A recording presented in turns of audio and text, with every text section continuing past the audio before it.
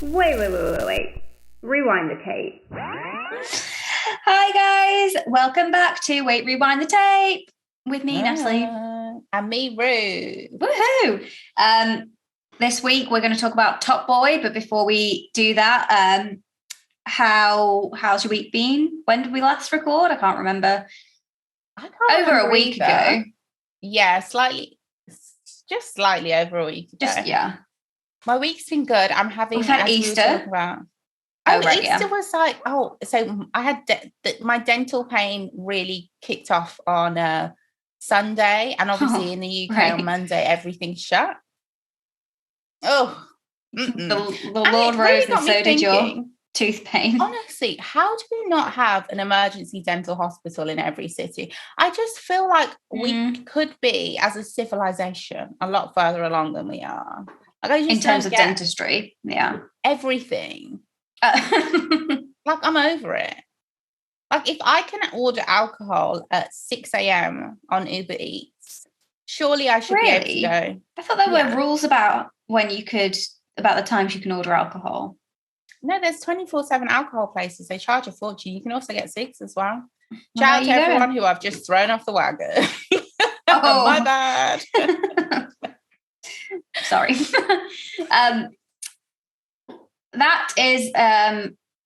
That's very convenient because we've spoken about this before. It's really annoying. Your supermarket shame. No, not that, but yeah, that. It's more and annoying when you're going to a different country and they have curfews on alcohol. I'm not with it. It's so frustrating, especially coming from England where you can buy alcohol anytime. Yeah. They're actively encouraging it almost. And I am, this is going to sound so contradictory. In a way, I am. I am all about sobriety. I do think but I was thinking about this today. What drug was it? Okay, there's obviously a huge problem with fentanyl being mixed into all these pills. Mm-hmm. And those pills are illegal because people are addicted to them. But most people are addicted in terms of your problems or your dependencies on alcohol. And you can't, even if you abolish alcohol, we'd still buy it, obviously, as prohibition proved. So surely the responsible thing to do would be to legalize it so people didn't have to buy fentanyl-laced drugs. That's scary as hell. Like, there's loads of fentanyl in drugs to the point where people are overdosing, not because they're taking too much of the drug, but because there's fentanyl in it. And it's like, even, the actor Michael Williams, that's how he passed. Is it? Yes. Oh, that's really sad. Let me check that real quick, because as soon as I said it with confidence, I was like, What was he taking? Was he taking something recreationally and then just... No, he's talked about his battle with drugs before. I think, Let me just check. It wasn't, the intent was not to overdose. Absolutely not. No, absolutely not. And if it was legal, then there could be some kind of retribution or justice or whatever, because you'd be able to track who sold it, the manufacturer, but there'd be regulations, or it would be regulated, whereas, okay, so this story says 4 men charged with the death of, I hate that they put the show in, but okay, actor Michael K. Williams. So it's the people that sold the drugs then get charged for selling drugs with fentanyl in them. Right. And also, and I'm sorry to talk about this. You've got to go to the top. I feel like it's a bit crude to talk about humans and them passing attached to these I just don't like the way, I don't know, but because of the way I see drugs, I don't view it the same way. I think that they should be legal, and even if you have a problem, it should be treated like a health problem. Mm-hmm. I don't know. But so they, like you said, it should go to the top, because it's just okay, you're charging these people and they'll go to prison. And I understand that people do it on purpose, but what about the people who don't know, that are just selling it?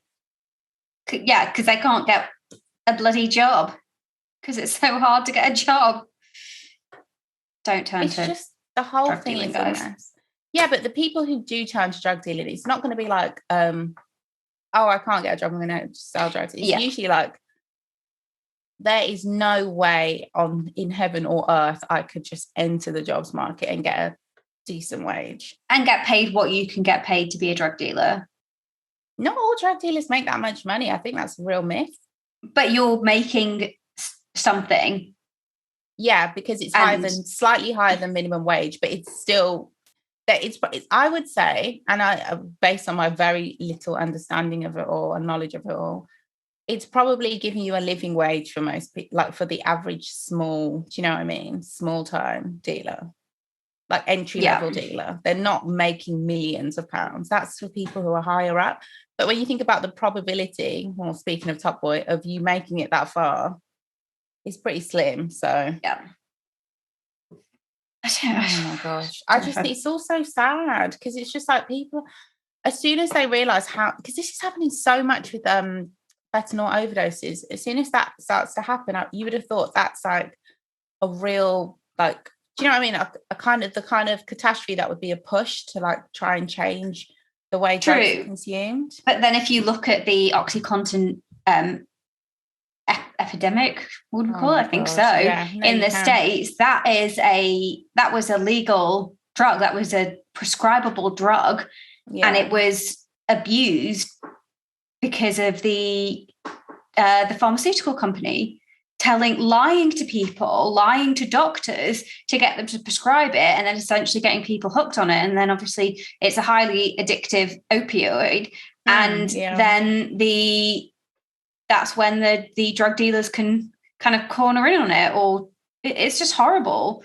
So I wonder if legalizing it actually it would make a difference, because it's not like it's not the impact or the effect that it has. It's not like cannabis.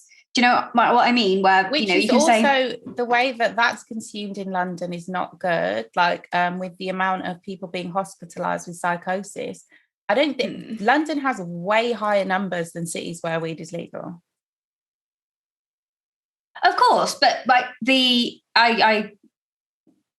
I'm not super surprised by that, but it's like and again, I really don't know enough about drugs probably to be making this kind of assumption, but I think the impacts of and the like the addictiveness of OxyContin compared to cannabis absolutely is different, and then that like OxyContin being the gateway drug that leads people onto heroin if they can't get OxyContin, because it's actually heroin is cheaper, exactly. And that's the issue, and that is pure. If you legalized drugs or class A drugs, the issue is that it's big pharma that would come in, and then they would. Oh my god, we'd all be on all sorts by the end of the week. It would. I actually don't think it would make a difference. We'd be fucked. I think it would make a difference with the quality, though. I do think it will make a difference with the quality and the. Possibly, if you think about like alcohol, the way obviously that's still not good. But where are you getting it from? If it was legal, it would have to be. Oh, like prescribed, like dispensed, Oh no, we can't. And how can you? Because then, what's your reason for wanting a prescription? It's just. No, I was thinking just like I'm living in a dream world, because I was do you remember the 2 months I worked in a pub? There was a summer. It was like the football was on, and there were certain matches. No shade to England fans, but you like your cocaine. You like your cocaine, don't you? I'm just saying, you clearly do. So there was one match in particular where it was that, you know, when you finally realise, you're like, why is everyone acting so? You guys don't even like football. You just come to the pub, yeah, because of the energy that there's going to be, and you're in the toilet most of the time. Yeah. Wow. That's not when I realised. It was when somebody was swinging off a light and it fell into this pool table thing. Oh my god, that's like literally like the Sia song. Chandelier. Oh my god! Somebody heard. Was that playing? Like, it's so weird seeing stuff like that. It's not. I'm not going to lie to you guys. It's not unusual to see a scene like that in an English pub at all. You probably wouldn't flinch if it was like towards closing time. But it's just like, I don't know, 4 p.m. in the day, and you're just like, what? It's just weird. And then I realized like this isn't just alcohol. That's why. Cocaine's such a messy drug. So I was thinking, and then I started thinking about the future. There'll be a time when you can come to the. Okay, we might have to pause for a second. Okay, or not.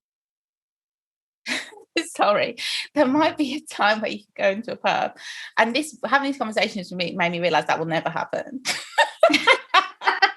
And you could just order like your alcohol and whatever else, but that would never happen. That's not going to happen. You can't even smoke inside. Like, it's never going to happen. There's no way that they're going to let like a probably a 0 hours contract bar attendant serve you your pint of pale ale with 3 lines of cocaine. I mean, I'm sure there are a lot of pubs still that you can actually get that, but I've not been in one. Yeah, but under the counter. Do you know what I mean? Definitely under the counter. And even then, like, they won't serve it to everyone. Somebody like me. Oh, yeah, they'll be like, are you fucking kidding me? What? We don't do that kind of thing here. Get out. Sure. If I see you here again, I just saw you pass. What's a girl got to do to get a gram of coke here? Sorry. Swing off the fucking light fixtures. I'm quite sure that I'd be gone out of the pub if I did that. I do think it would be better regulated, and people would take, I don't know if I'm being naive, because with capitalism, like, you can't really have, because they'll try and sell it to you eventually. Like, it's not just going to be like, this is bad for you, but you can take it if you want to. It's going to be like, have you guys tried? Yeah, they'll juice it up a bit. They'll be they'll like, think about the marketing spend. It'd be ridiculous. It'll be honestly, it'd be so horrible. Crazy. And they'll start putting it in WKD. It'll be a mess. Absolutely. If Class A drugs were legalized, there'd be no honor in it. No, but I do think they need to be decriminalized and tested, because I'm just not with it. It's just like people are dying for no reason. Like, I'm not saying that we should have it. I know what I've just said is ridiculous to some people, but even if you weren't serving it and it was like still very taboo, like, at least people wouldn't just, do you know what I mean, be overdosing because of what they're taking. Oh, it's just, it depresses me. Yeah. And it's like watching all these shows, you always see there's always a series where they'll do like, there'll be a quote unquote dodgy batch going around. If you ever watch any police shows, that's when they really have to crack down. It's not because of people selling and buying drugs, it's because people are dying unnecessarily. And that's bad for the police, because the police are, having to work. Having a backhander. What? No. Oh, okay. I think there's, police corruption is a lot of them. Like, there's going to be, bent coppers. Absolutely, making a fortune. And so they can't then have this dodgy batch going around and killing people, because that's a problem. That's bad for business for them. Yeah. God, look at how we talk. Everything we know is based off TV, but it's got to be true, right? But there's some of it is true. It depends what you're watching. Some of it is true. And then also you read enough stories to know that criminalizing, if anything, the truth is probably way darker. Worse. Yeah, because it's real. Yeah. I'm actually drinking when someone dies unnecessarily. Some bullshit. Isn't that a 7-Up? Oh! No. I don't want to. It's a coconut water infused CBD God. And apple and ginger flavor. So basically, it's nothing with a splash of CBD. Yeah, it doesn't even taste like coconut. It does taste a bit like apple and ginger, I guess, but not like a ginger beer or it's just kind of like what. No, I'm off those drinks. I've given them so many chances. Like, I get that it's got CBD in it, but can't you just give me like a normal drink with CBD in it? Give me a ginger beer and put some CBD in it, because these drinks don't taste of anything. It's just like, well, am I drinking, like, it's not even as good as sparkling water and it tastes funny. Yeah, so why am I would much rather have had a bit of sparkling water. Could have put my own CBD drops in it. Give me a squeeze of lime. I'll actually be fine with that. What is this? That's why I stopped drinking those drinks. And then they're also like £3 a pop. So expensive. And what's annoying is that it's an aluminium can, but that's okay, great, it's aluminium, but it's coated in fucking plastic. So you can't the label. Oh no, I'd have to take the label off. I can at least take the label off. Oh my God, yeah. But it's just there was no point in it. It was one of those impulse purchases. I don't even use CBD oil or anything. I'm not like a CBD consumer. So it's not like I was thinking, cool, let me try out a new thing, see how it compares to all the other products that I use. I just was like, well, let's give it a go. And I guess I did. And now I can say. And look who's making money off CBD. That's all I have to say. I've had enough of this world. Anyway, rest in peace to everyone who's passed away from unnecessary overdoses. It's very frustrating. How did we get here? Were you talking about going to the dentist? Easter, yes. Oh, Easter weekend, and you had pain in your teeth. But we've talked for so long. I feel like we should just talk about Top Boy at this point, unless you have something to say. How was your Easter? I mean, it was fine, very uneventful. There was just one thing that I did today, which I'm very proud of. So I've been off work this is my third week of my little break. I'm going back to work next week. Oh! Sorry. And you've been dragged back already. I can't believe it's been 3 weeks. It feels like it's been one. No, it's been 2 weeks. This is the start of my third week. So oh my God, it doesn't feel like it at all. And it's taken me this long to just muster up the energy and the will to do a fridge clean out and deep clean. Oh God, I don't blame you. What did you find? What was the most disgusting thing in there? Just, condiments that were bought at Christmas that you're never going to use again, and then you read them and they're like used within 3 weeks. Exactly. Like, that's going in. And I know that I've been meaning to get rid of them, but because I don't want to just chuck them in the bin because it's glass and whatever, you want to recycle it. So I've just been waiting. Shall I just have the energy to go in and scoop out all the crap from the jar? And then you have to soak it. Oh, it's the whole thing. Yeah. So, but when I open the fridge now, Oh, that's such a last. So feeling. I was pretty pleased with myself. And that's it. That's all I have to say. That's how my week's been. It's all been building up to this one moment of cleaning out my fridge. Well, I'm going to be talking about the dentist for the next couple of weeks, guys. So buckle up. It'll be worse than the toe. Oh, the toe. Yeah, I saw a picture of my phone of the toe the other day and I was like, yeah, that was the whole thing. Always something. My mum told me I should stop saying that.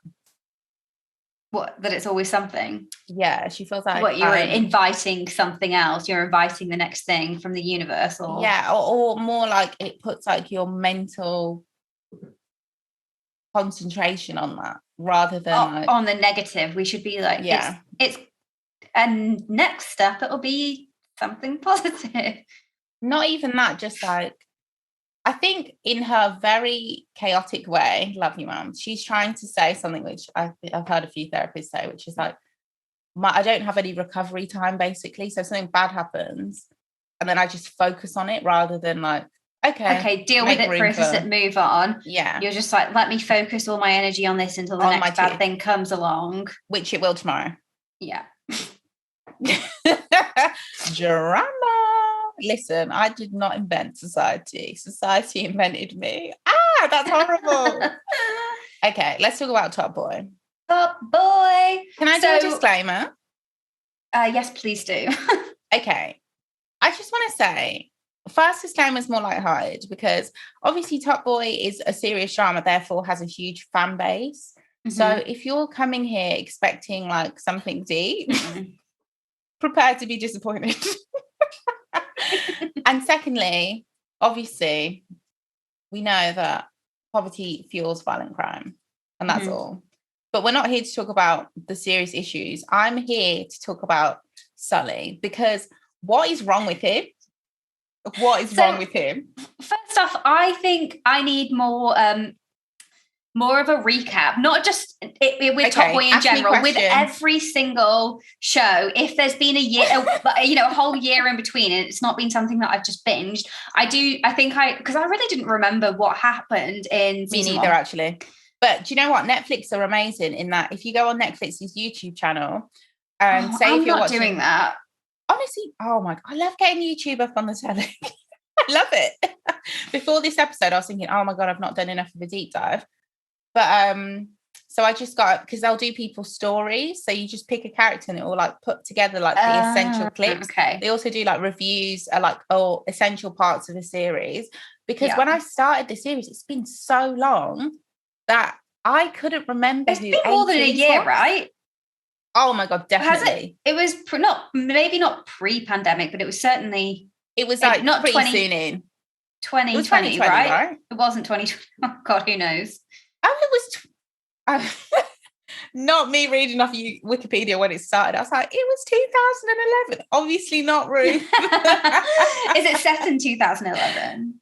No. Or is that just the first ever series came out in 2011. Because obviously you've got Top Boy. Wait. No, because remember Channel 4 made Top Boy.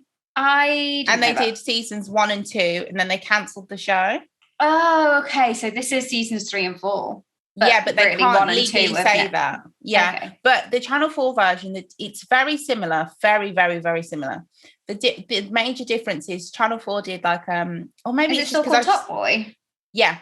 But now if you go on Netflix and put in Top Boy Summer House, the first 2 seasons will come up because they had to legally change the name. Okay. I think that Channel, because it was considered, honestly, the first 2 seasons of Top Boy, I'm not just saying this, are kind of considered like what's the word, like that, like snooty people who love film, like it's like a cult thing. Oh, critically acclaimed. Yeah, kind of. I don't know why they would be so precious about it as soon as they cancelled it. They just strike me as the kind of company that will be like, the Film 4 gang will be like, listen, you can have the rights, but we will not be associated in case you mess it up. Yeah. What we made was good. We made was art. Yeah, exactly. It had something to say. Netflix, you're just a streaming site. Yeah. But honestly, me and my cousin were watching that. I think the first 2 episodes of the first ever Top Boy. The cast is unbelievable. Like Letitia Wright was in it. I completely forgot. Did you watch it the first time around? I didn't watch it when it was on TV. Right. I didn't watch it for ages. I didn't watch it until, I want to say 2017, because I was with somebody and they were like, you've never seen Top Boy? And I was like, you are not shaming me, honey. There's a lot of TV that I've been watching, okay? I always say this. I didn't watch The Matrix until 2010. I came late to the party to The Matrix as well. But just to let you know, like there's times where, sorry, I have to clean my camera. There's times where I literally like, that's so confusing. It's not any cleaner. It's not any cleaner. There's times where in my life where I just haven't really been watching TV. Like, what's your episode of Say Yes to the Dress? Oh my God. I want to watch it. I don't know. I'm not sure what number it is. They're showing season 2 at the moment. Season 1. It was the first season of Say Yes to the Dress UK. Okay, if I put in season 1 Natalie Duffy, I'm seeing it won't be me because it was Jenny that was the bride. Won't you be on IMDb? What? Yeah. Oh my God. I'm sure my sister will be able to find out she'll be able to search her emails for when they told her it was coming out. Is it there's a UK version, right, and an American version? Yes, that's right. And we were obsessed with the US show because it was just always on. I can't remember what channel. Living. Do you remember Living TV? Yeah, it was one of those kind of channels that it was just always, they had reality like maybe TV and like Housewives 3 or 4 different shows that they would play. That's it. Same. It just because it's comforting. You can always turn it on and there's something to watch. And we were just obsessed with the US version. And then when when it was announced that it was coming to the UK and they were doing auditions and it was in the year that Jenny was actually getting married, it just was like, what? So of course we had to be on it. And she's already also been on several different TV shows. If this one says best friends Jenny and Rachel. No. Jenny's quite a common name, so I dare say there were some other brides called Jenny. Anyway, let's we can investigate this other. We're recording, not me. Oh god. Okay. Right. Okay. So Sully. why can you have? tell me? Yeah. What was it that, or what did Lauren spill? Who was it to? Were the Liverpudlian people? I don't have a good enough knowledge. Okay, so Lauren, I think Lauren told the guy she was getting with. I think. I'm sorry if I'm wrong. Where Sully was, because Sully was at a funeral, and that's where somebody tried to kill him at a funeral. So it has to be there. And then, okay, so she gets exiled, but yeah, was the Liverpudlian family that she's kind of being trapped by, imprisoned by, were they introduced in season 2? Yeah, that's the first you've ever seen of it. And I know this might be problematic to say, but if I'm scared of anyone, it's the Scouse and no shade. They were very ominous. Yeah, that scene where she is getting away from them, in hats off to her in that situation for acting her socks off to, and I'm saying the character, not just the actress, but the character having to act her socks off to say, oh, I just need to get some clothes. No, I just need some underwear. I just need to be on my own. Don't to get away from her captors so she could then escape. That whole fire situation was mental. I hate seeing abuse depicted. I get it's important. And the thing is, I'm not even lie. Lauren does my head in sometimes. I just find her annoying. But I do feel like she's been treated poorly. By the top boy. Yeah, like in season 1, basically her sister beat her up and told her to get out of town. Yes, I remember that. Oh. It was a bit, even though I get it was bad what she did. It's just like, you don't need to beat the shit out of somebody. But she did almost get Sully killed. That was insane. That was actually insane. Do you remember when he was reversing and someone was shooting at his car? Season 1 was season 3 really. Season 1 was an absolute mess. Let's just say that. It was a scary season compared to season 2, which was more like low-key scary, like interpersonal scary. But yeah, Lauren acting, I'm not surprised, because when you're in a relationship with an abuser, you have to learn the tricks. You don't even realize you're doing it, but you do learn how to try and sweeten them up, because you have to. It's survival. Yeah, it is. But also, God, Jesus, and thank God for that cab driver. Oh my God! I thought he was going to open the door. I genuinely was like, shit! Don't you fucking open this door! I thought he was going to open the door, and then when he just drove away, I was like, "You, sir." And he was like, "Yeah, it's all right. Don't worry." Like he just knew. He knew that what was happening. He knew the kind of people. It's like, this is not the first time you've had to do that. But then I was panicking because I just thought, these people are organised crime, as if they're not just going to get the license plate of the taxi and track them down and then beat him up afterwards. But maybe because he is a civilian and will go to the police without question, maybe it's something they would probably avoid more than they'd like to do. That storyline was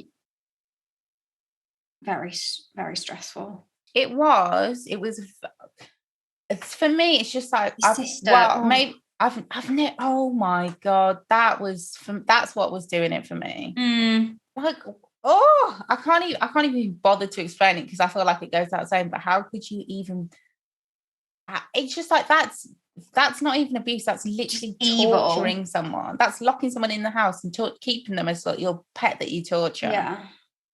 Oh my God. Horrific. Horrific.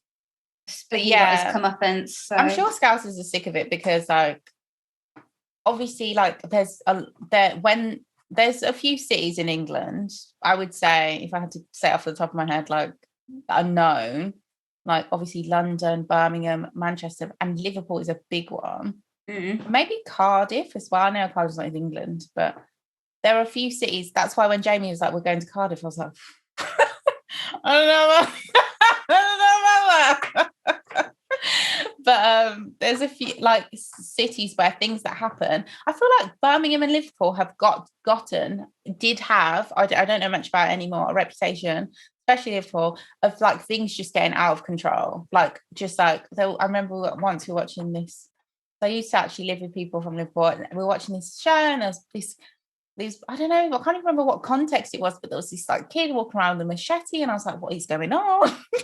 It's just like, but I'm sure there's people in Liverpool who are just probably the same way Italians probably get tired of being depicted in that way, probably the same way Black people get sick of being depicted.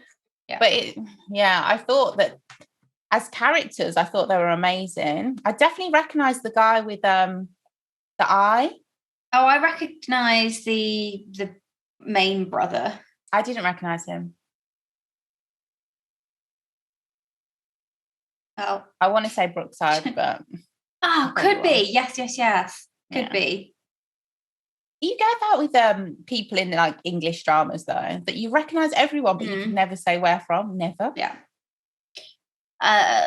Okay, right. So I guess we. But yeah, to be honest, I wasn't with that. It was a good storyline, but I wasn't like loving life watching it. I was it was very painful to watch, and I don't mean in a cringy, annoying way. It was because it was too. Yeah, it was having to run away from somebody and know that people might not help you.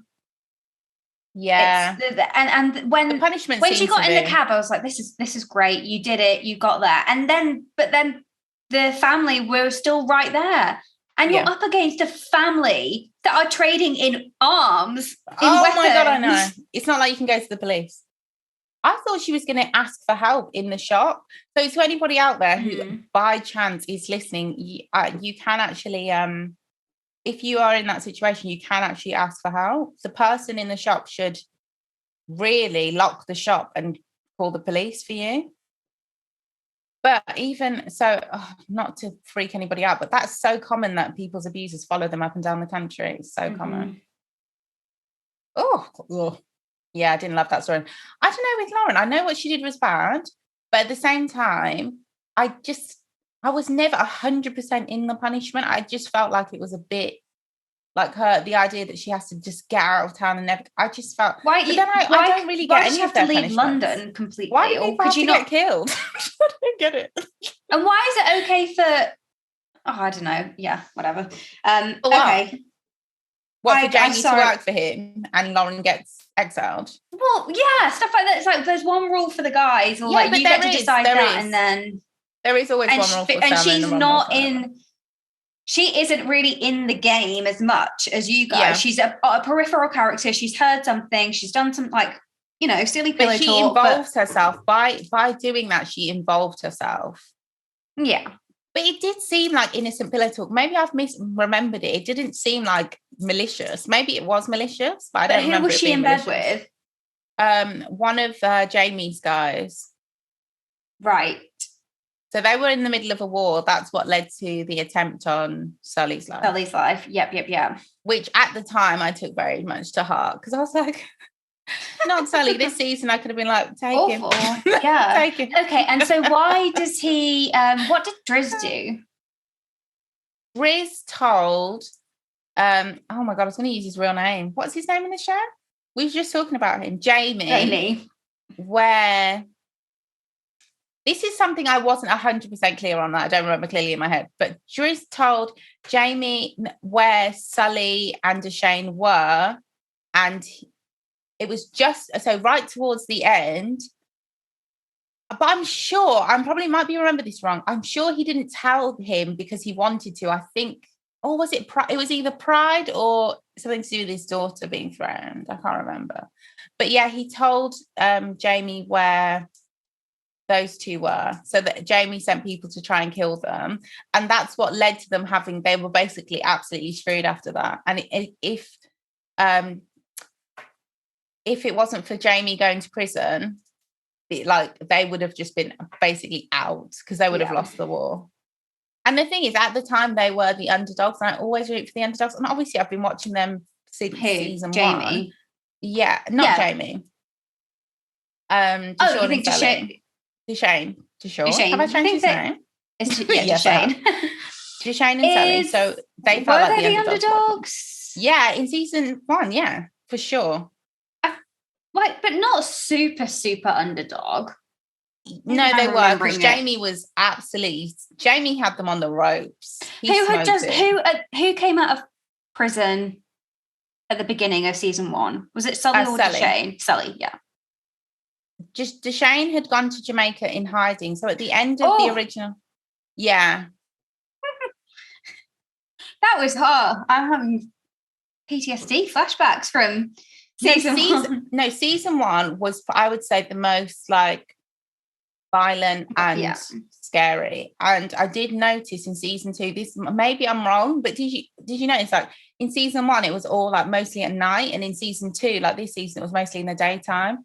It just felt more easy, especially in that calf. I didn't even recognize that calf, because in season 1, when they would meet there, it was freaking night. So this season felt more chilled, and it felt more like they were trying to focus on dialogue and character development, whereas season 1 was drama and violence. I suppose in season 1 it was, as you say, the war to get to the top. And then season 2, it's kind of not a peace is settled, but it's kind of we're in a period of quote unquote stability where we do have a top boy. And so things on, at least at some level, are together and stable, and there's somebody running things, and for no reason now we're back into utter chaos. I just don't get it. When he first did that, I felt like they were just going for shock, and it worked.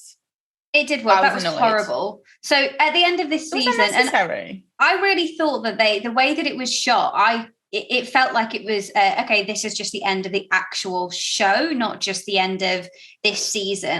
Happy endings. We've got Jamie and his family all kind of in their living room and kind of dancing together. They've had some, family conflict, and all the brothers not really getting on. And now that seems to be resolved, and they're kind of coming together. And it felt like, at the end of a season or a show, there's that montage of all these different happy things going on, and then suddenly, and I'm just thinking, well, okay, I guess this is just it. Fine, no, you know what? I'm happy. Nice people. It made me happy that Jamie and his brothers were all getting on, and maybe there was a way out of it. Yeah, he's had to do something horrible. He killed his best friend. I guess he didn't have to do that. I can't get over that. I can't. Well, I guess we'll get to that. I thought that was the drama. I thought that was the shock. Exactly, that was the shock. So Jamie is told to kill his best friend Kit, because Kit, oh my God, she said, because while Jamie was in prison, Kit, who is Jamie's best friend and has known that family for years and years and years, gets basically inadvertently gets what's the I want to say the youngest kid. There's Attica is Ats. Why do I call him ATs? Is it because of the way I was reading? It's spelled, yeah. Oh my God, I'm so dumb. But so there's Aaron, and I also couldn't remember Attica. I know that's so bad, but when everyone was where's, I could remember his mom. I was okay, when I saw his mom, because I loved his mom, she left a print on my heart. I thought, okay, she had a son, and that she was best friends with Jamie's youngest brother, who's I'll get his name. Not me. And also the reason why Jamie is in prison is because Attica. Aaron's the older one, the middle one. Yeah. Who's the Stefan. Oh yes, I really like that name. So Jamie, Attica basically planted the bag with a gun or some whatever, but then somebody calls the police and they do a raid on Jamie's house. They arrest Jamie. Jamie goes to prison, but then at the hearing, Deshane has the evidence that it wasn't him that took the thing, the whatever. Point is, Attica was framed him. They framed him, and they used Attica as a tool. And Kit, and I don't know why he did this. I honestly don't. His reasoning is but they said that Attica was bullying him. He was like rubbing it in his face while Jamie was in prison. We just didn't see that. So I just don't know. No, they didn't show us. I wondered why did Attica leave? Like, I wondered if they just wrote him out. Because I think that if they'd shown him, for me, like, it's been so long, I hadn't watched any recaps or anything. I'm not joking. I couldn't remember his face. I had to Google it to get his face in my head. And then I was like, oh, shit. Because then I remembered them going off and doing their little... Do you remember when they took drugs to oversee? Oh, yeah. Oh, that was... terrifying. That was scary. Oh my god, that was scary. And then I remembered how sweet he was with his, like, he was doing it for his mum, really. And he's still just a 14-year-old boy. He's a child, so it feels very. I really don't know why Kit had to say you didn't see. You know, it was, and because we as the audience didn't see this happening. I can imagine though, because Attica towards the end, he did get a bit cocky and a bit, yeah. So like, I can imagine him saying something to Stefan about like Jamie being in prison or whatever. But you just can't go and get a 14-year-old boy, even if the intention was just that he wanted to get him a bit roughed up to teach him a lesson. No, they do say he was 14. Okay. But when I think that in season 1, they must be younger. They maybe look like they're about 12. Yeah. I guess, Jamie, you know, time passes as it does. Yeah. As it wants to do. Or Kit should have just roughed him up, or so you just do it. Basically, it was fucked up. And that is what ends. The decree is given that then Jamie has to shoot Kit. He has to get rid of Kit. Extreme. Which is very extreme because we're sort of led to believe that they're just going to skip town. And I did think you can't, they never could have done that because they would have always got tracked down. I don't think that. But then they could have come back in seasons like 3 or 4. Like, do you know what I mean? They could have brought them back in. I just didn't see Jamie leave him. No, but also, I didn't see him thinking that he would be able to go to Cardiff, because if he didn't kill Kit, he would have been killed. That everybody would have just been killed. Yeah, true. So, but that's what when I thought, and this is again the twist. So at the end of it, spoiler, Sully, because he just hates Jamie, shoots Jamie point blank in his own home, and it was. And I really thought that those two were gonna not be BFFs, but at least come to some kind of understanding, because essentially what and what Jamie had to do was what Deshane made made Sully do. So you kind of think that there's going to be, they'll have that common ground where Sully will at least be like, okay, well, I don't fucking like you, but I understand what you've had to go through and what you've been through to do that. Also, Sully was the one who was saying that. Do you remember at the end of the last season when he was saying, I can't remember how he said it. He was like saying that we won, but he's like, just because you, I can't remember what he said. I can't remember his quote. I'm sorry, guys. But he was basically like saying that what Deshane did was so shady, getting the police involved, that's just scummy behaviour. He thought it was so scummy. He was so upset. He went to live on a boat because he had to kill his best friend. He couldn't see his daughter. He was going through it. And then he just shoots her. I'm like, oh, you got over that. Like, do you know what? It was just like, oh, for God's sake. It just felt very juvenile for me. And it just felt like, it just shows like he'll never develop as a character. Well, not for us. No, I mean, like, he'll never grow as a cat. Like, he'll never, because it was like a real regression for me. Because it's just like, you've just gone through your dark in season 1. Again, no, he's a psycho. Don't get twisted. No, okay, fine. I'm talking about their characters, by the way. For some reason, I thought that in season 1 he was the one out of the two of them, him and Deshane, that had more of like the humanity or the honor. Yeah, but no, he has. Okay, so there's he goes to the other city, right? Yeah, where and the family, there's the fire. Yeah, Fucking hell. That's the best episode of Top Boy of all time, in my opinion. Not because Horrible. of the story, I just mean as an and it made me think, do you know what they should do at the BAFTAs? They should actually give out awards, like not even for like series, for just like every once in a while there's an episode of TV that stands outside of like the show. Yeah. And they should just honor that episode, because that episode was just fucking phenomenal. Yeah. I'd never want to watch it again. Never. In my life. Saddest show I've ever seen. Yeah. That's what I love about Top Boy, though. They show like, they talk about so many issues, and like not just they talk about so many issues that Black people face that people wouldn't normally come up on a show. Like they've done in like the first series, they did like a lot of mental health stuff. They've talked about deportation, and then they also talk about other, like, what do you call it? I want to say infringed. I'm sorry, I'm so dumb today. I can't even speak. What's it called? Oppressed? Not oppressed. Like people who are like marginalized. I was like, people who are like on the margins, people who are marginalized and don't get their story told. And I feel like it gives them more.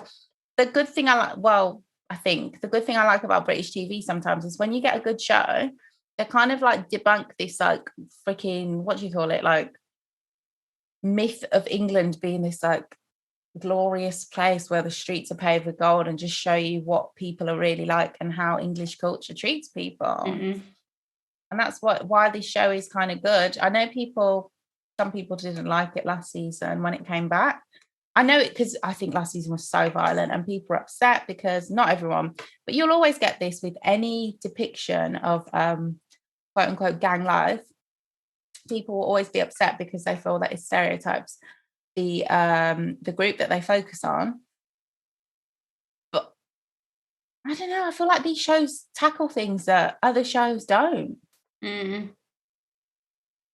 Because I know ultimately they are for our entertainment. I'm not going to do too much, but they also are dealing with, if you're already dealing with a subject matter that people don't want to look at, you're going to get to talk about other subject matters people don't want to look at. But obviously, this is the only way that people will get their information on those subject matters, because no one's going to actually educate themselves on it.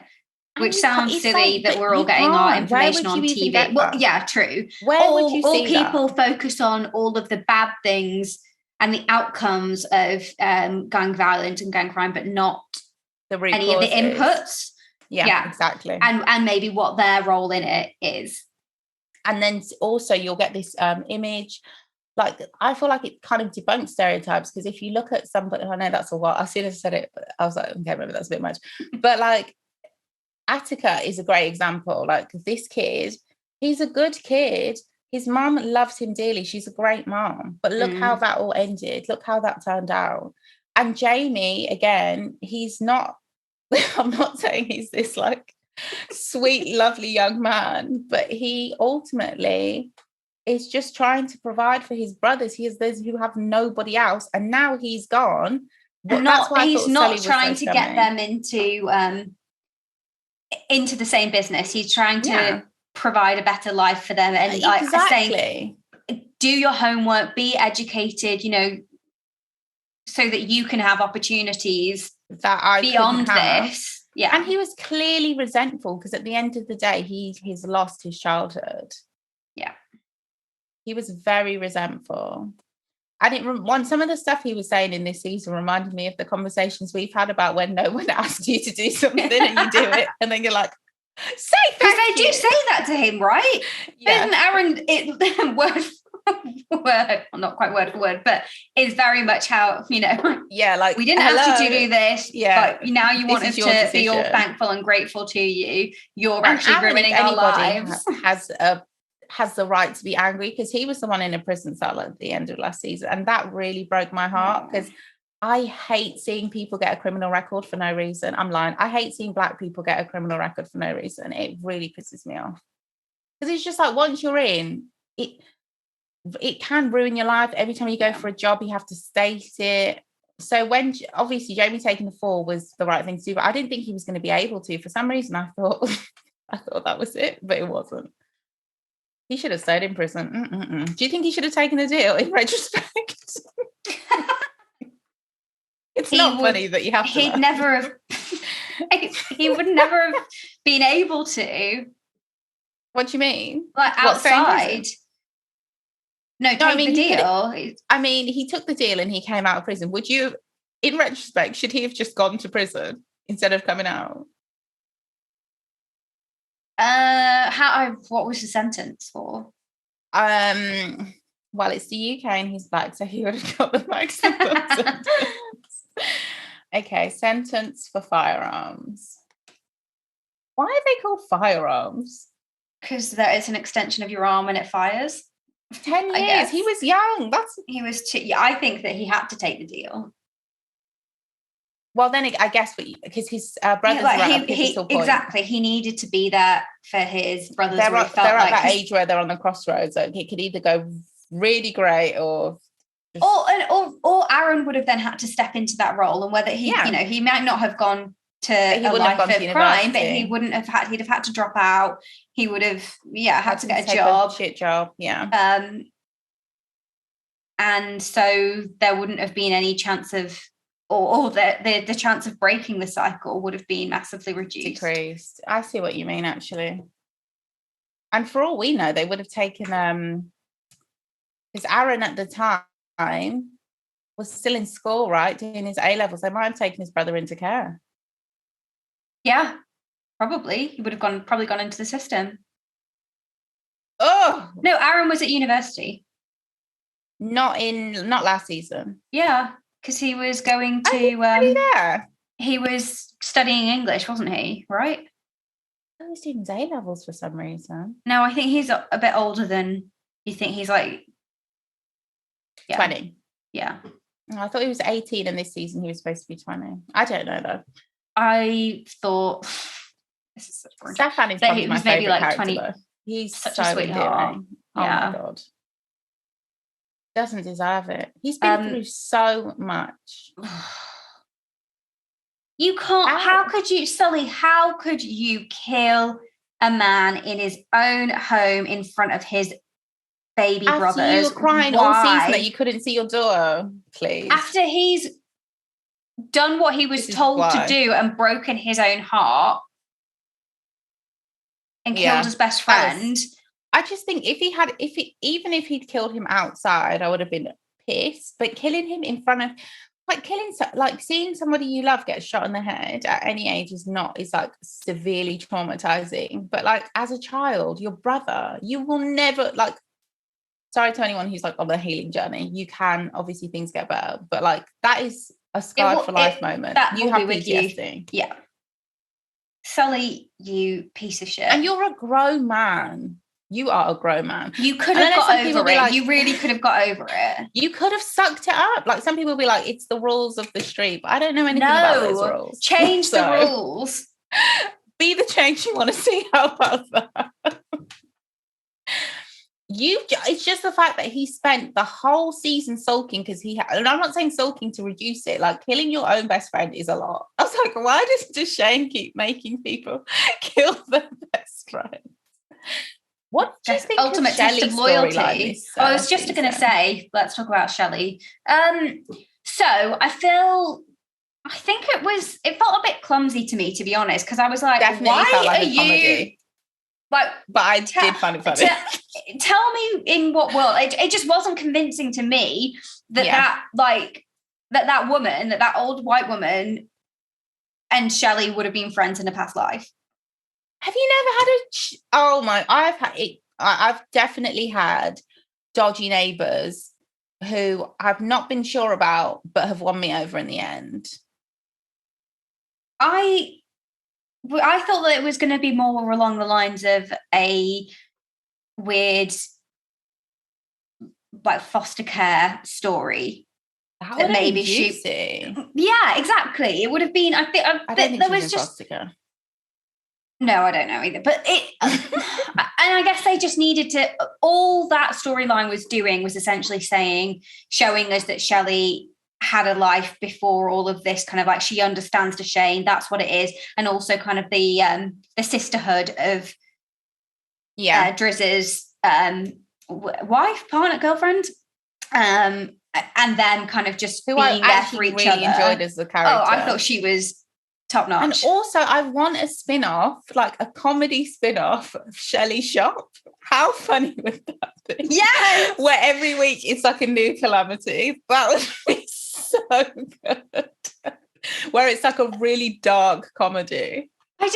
I also just didn't remember Lauren and Shelley being like best friends. I think it was something to do with like the beauty thing. But so close that when the Pudlian family went into the shop and then just stopped you're not telling me that somebody isn't going to get shot by a stray fucking bullet being ricocheting off this tiny, tiny shop, and two people have just like died. Let loose with semi-automatic weapons. Yeah, I thought somebody had died. Or maybe even automatic weapons. If I'm being really, really, brutally honest, I felt like they kind of didn't really do Shelley justice. Not that the storyline wasn't good, I get it, but I just feel like next season, I want something more. I don't know. I just want something more. She just felt a bit like an accessory, and that whole story was it was like I said, it felt clumsy to me. A little bit. But I did like I'm not gonna lie, I love Good Girls. I loved it when they had to dig up that book. I was like, this shouldn't be funny, but this is funny. This is funny. And I think they were more trying. I'm just guessing. I would think they would have added more depth to it if they tried to depict it more, and less of it being about, still somehow being about Deshane, even though he wasn't involved. It felt like it was about him, and it was more about the fact that, as lovely as Shelley is, and as cool as she is, and as sweet as she is, like growing up in the environment she did, and with the boyfriend she had, it was this kind of thing was unavoidable, rather than it being like me and you are cut from the same cloth, which I hate. It would be cut from the same naive cloth for people to think, or even for Deshane to think, that given she grew up on the same estate that he did, that her life would have been so wildly different to his. Yeah. And I also do like a How to Get Away with Murder style, these things to happen storyline, because I feel like this is probably me doing entirely too much, but yeah, because I feel like it creates kind of like empathy with like the wider audience, showing people that not like we live in a society where it's like murder is terrible, like also things happen. Like if that was in court, that would sound crazy, but when you see it from the comedy angle, like it's not what you think it is. Like, do you know what I mean? So yeah, and sorry, it was a horrible accident that they could never have gone to the police with, because then somebody would have had to go down for it, when it really was just an accident. So I understand why they had to bury the body, and I'm also very glad that now that body is gone and it can't be found again. So the weight of that dump does not seem 100% reliable. I was like, I don't know about this. The reason why I thought that it's gone is because they just, I suppose, like crunched it up. Yeah. So much that you know, you'd never be able to get that person. Yeah. ID them. So it just felt very good that, if you've buried a body, and I'm not speaking from personal experience, but if you've buried a body, speaking, yeah. Now you're talking. The fear that you must carry with you on a day-to-day basis. Exactly. I think the undercurrent of just always being anxious anytime you see a police person, or a police person comes to the shop, whatever. My God, she must have just had that on her, that weight on her for so long. And I'm glad that it's gone now, not least because the woman can't blackmail her, but it also just, no one can find, that body isn't there. So it's gone. She can make peace and move on. Yeah, and in this season, we see how men and their mess, how much that gets women into like shit as well. Like a man can have you in a situation that you never expected, but we all have fairy bodies technically. Oh, moving on to a different storyline. Did you think that, and I don't remember his name, like the only white guy, the rich white guy, did you think that he was going to sell Lizzie out? Yes, in a heartbeat. I did. I was like, there's no way. He is just going to be like, well, do you know what? We're getting divorced anyway. It's a bit sad, but I guess Lizzie's got to die because I want this development. Yeah, because this is definitely like tens of millions of pounds. But at the beginning, he seemed like typical, like, I'm not saying he's a narcissist, but narcissistic traits, like trying to bully her, belittle her. He's definitely a narcissist. I don't know why you're trying to defend him. I'm just saying, I'm not a doctor. I can't say. But there was just something about him that was just giving narcissism. I don't like her particularly, but I think she's a good character. She a hustler though. She's just, I guess, I don't know why she's doing what she is doing. Of course, yeah. And I honestly, I think that of Deshane as well. Like, I sometimes mostly root for him, but I think he's an exploiter as well. But at the same time, I don't want anything bad to happen to them. I just want them all to live out a nice, healthy life. Of course, they're exploiters because essentially when somebody gets into that game, there's probably only one way that they're getting out of it.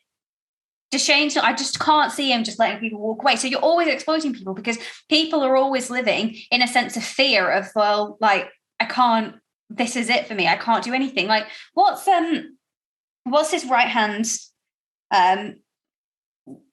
not Sully, the right hand woman called, right hand person. I can't remember her name, so I'm going to look it up. Lauren's sister. We've done so well, though we never remember anyone's name, and we've remembered so many names. Regular listeners are like, yeah, you are shit at this. I don't even have the cast list up. Exactly. Okay, I'm going to pull up Top Boy's cast list now. It's so funny that two come up. Because the things that she's seen, the things that she has had to do, that's a lot of trauma. Jack. Oh, Jack had a love story this season. Yeah. Even though the way it started felt underdeveloped, it also reminded me that I will literally go on one day and be like, okay, we're together now. So can you please put up my stowaway sister? Yeah, she'll find. Yeah. That's why that didn't seem unrealistic to me, because it's just like, I know full well if I had my own place and somebody who I'd been on one date on called me and was like, who I liked was like, oh, I'm sorry, but and if they were pregnant and running away from abuse, I'm not going to say no. God, you can't say no in that situation. What's the model's name? I want to say Adoa. Yeah, it begins. It's AA.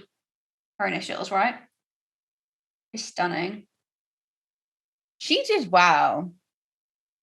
I've never seen her in anything else, so I can't say it's her debut or anything. I'm not sure if she has been in anything else. I thought she'd have a bigger part, the way that everybody was saying, look who's joined the cast. Oh, I didn't see that. So I didn't know she was in it. And when she was in it, I thought it was a cameo. So I was like, oh, that's a cute cameo. And then I was like, oh, she's back. And her speaking voice is just gorgeous. I love it. Yeah, it really is.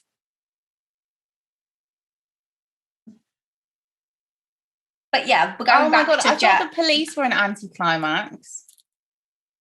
They did all that in season 1. They did all of that for us to be shocked that they were police at the end of the season. Those two like undercover yeah, they were very what's his name? I don't know. Not Hot Pie, sorry. I want to say Pip from Game of Thrones. Yes. He's also been in something else prior to Game of Thrones, but always plays that kind of. Why did they write him out? Anyway, sorry, I'll go over it. Why did they write him out? Yeah, because he framed. Because he was the one that put the bag No, but why did they write him out straight away? Why didn't they? Anyway, it made sense when it's. Wait, why didn't who rat him out? Why did they write him out? Like, right. why Oh, he... I see. Oh, well, they didn't even show his face, so maybe it was something to do with the. Maybe his parents were like, absolutely not. We can't. This is horrific. This is a lot for our baby. Maybe not though. Should we talk about Spain? Yeah. And Let's Morocco. Her name is just dropped.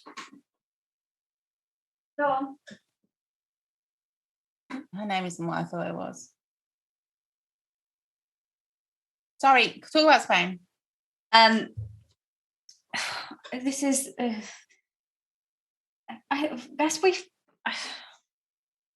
me just say what I'm going to say and then we can unpack it. Emilio, hot. Emilio, yeah, the main drug guy that wants to get out of the game because his wife's dying of cancer. I'm like, who? Sorry, I ummed-and-ahed a lot about saying it because I thought maybe I need to give a preamble of basically a disclaimer. Like, I know we just shouldn't talk about just people's looks and their attractiveness, and that's what we always focus on that. But he really was super hot. Okay, so. I have a complaint about Top Boy. We said this about other shows. You have to be at least an 8 to get on. Like, the average score of an actor's looks, I get that not every actor is hot, but when you look at the average of how good looking this cast is, stunning, insane. Gorgeous people. Like, yeah, so beautiful. Unrealistically gorgeous. I mean, like, if they had a gun to you, you'd be like, wow, what's your number? Of course, no one. You're obviously like, yeah, well, you can stay here. I'll harbour a fugitive for you, honey. Bring your sister. It's fine. It's crazy. Yeah, it's a really stunning cast. Gorgeous. Are you telling me that all OCGs look like that? I don't mean anything by that. I'm not trying to get in with an organised crime gang here, guys. No, but if but if they look like that, no. That is not us. No. We've already said how fucking stressful it would be to be trapped in a house and to have to try and escape from somebody. I couldn't do that. No, not that life. Mm-mm. No, but imagine showed that though, because sometimes I feel like people forget that, like, it could go the other way. Like, you meet someone, I'm sure I've said this before, you meet somebody who does, like, who maybe works in the pharmaceutical black trade, and you think, you are the most kind, charming person I've ever met. The pharmaceutical black trade. That's what it is. And you're like, you are fucking amazing. And then once in a while you'll meet someone and you'll be like, okay, you might not be that bad. And they're the worst, most demonic human being. And you're like, that's why you do this job. Not because it's some people, I get it. Like, obviously poverty pushes you to it. Like, and that is what it is. But not for everybody though. Not for everybody. Some people are fucked in. And I don't know what came first, the chicken or the egg. All I know is I'm getting out of this car. If you can. Yeah. Anyway. Whew. Sorry, what were we talking about? Oh yeah, Spain. Emilio, very attractive. Emilio saying like, I'm out. And it's that easy, but then be like, okay, now I'm back in and I'll keep helping you. Yeah, you can't leave. He's basically like the showroom. If Morocco's wholesale, Lizzie's the buyer, Deshane's the buyer, Emilio is showroom representation. Yeah, and Lizzie's like an agent, and then Deshane's like the boutique owner who's like trying to cut the agent out. Like, I don't need you. Yes, exactly. You're just wasting everybody's time. Maybe Michael's the junior buyer who she's like, wow. Who's maybe Michael? I could go through you. Oh my God, sorry. What is his name in the show? Jamie, I'm sorry. Jamie, absolutely. Jamie's like, I'm going to set up an online business. Boutique is out. Boutique is never going to make it. Oh my God. I want to reach the masses. And Sully, his business partner, is like, we have to take him on. We'll never be able to trust him. I can't believe we've done this, but that was, it's just business. Look, sometimes you just need to break it down as an analogy. For those of you that haven't watched Top Boy, but have worked in retail. Bimbos do drug trades. This just makes sense for you now. You're welcome. All this has shown is that we don't have a handle on the drug industry nor the retail industry. Honey. We don't know anything. We don't know anything about business. No, really. No. But we do know a good-looking hunk when we see this cast is almost too good-looking. And if they continue in this route, I'm going to have to write a letter of complaint. Because at this point, I'm like, okay, now you're doing too much. Okay. Oh my God. Oh, her name is Adoa Adoa. I had to pull it up. Yeah. I'm lying. Her name is Adoa Aboa. Guys, I think isn't getting your D's and B's mixed up the biggest sign of dyslexia? Or is that not true? I think it could be, yeah. So I do that like every time I read. But also they're just really difficult. Anyway, sorry, this isn't about me. This is about Sully leaving that woman on a canal boat and saying, see ya.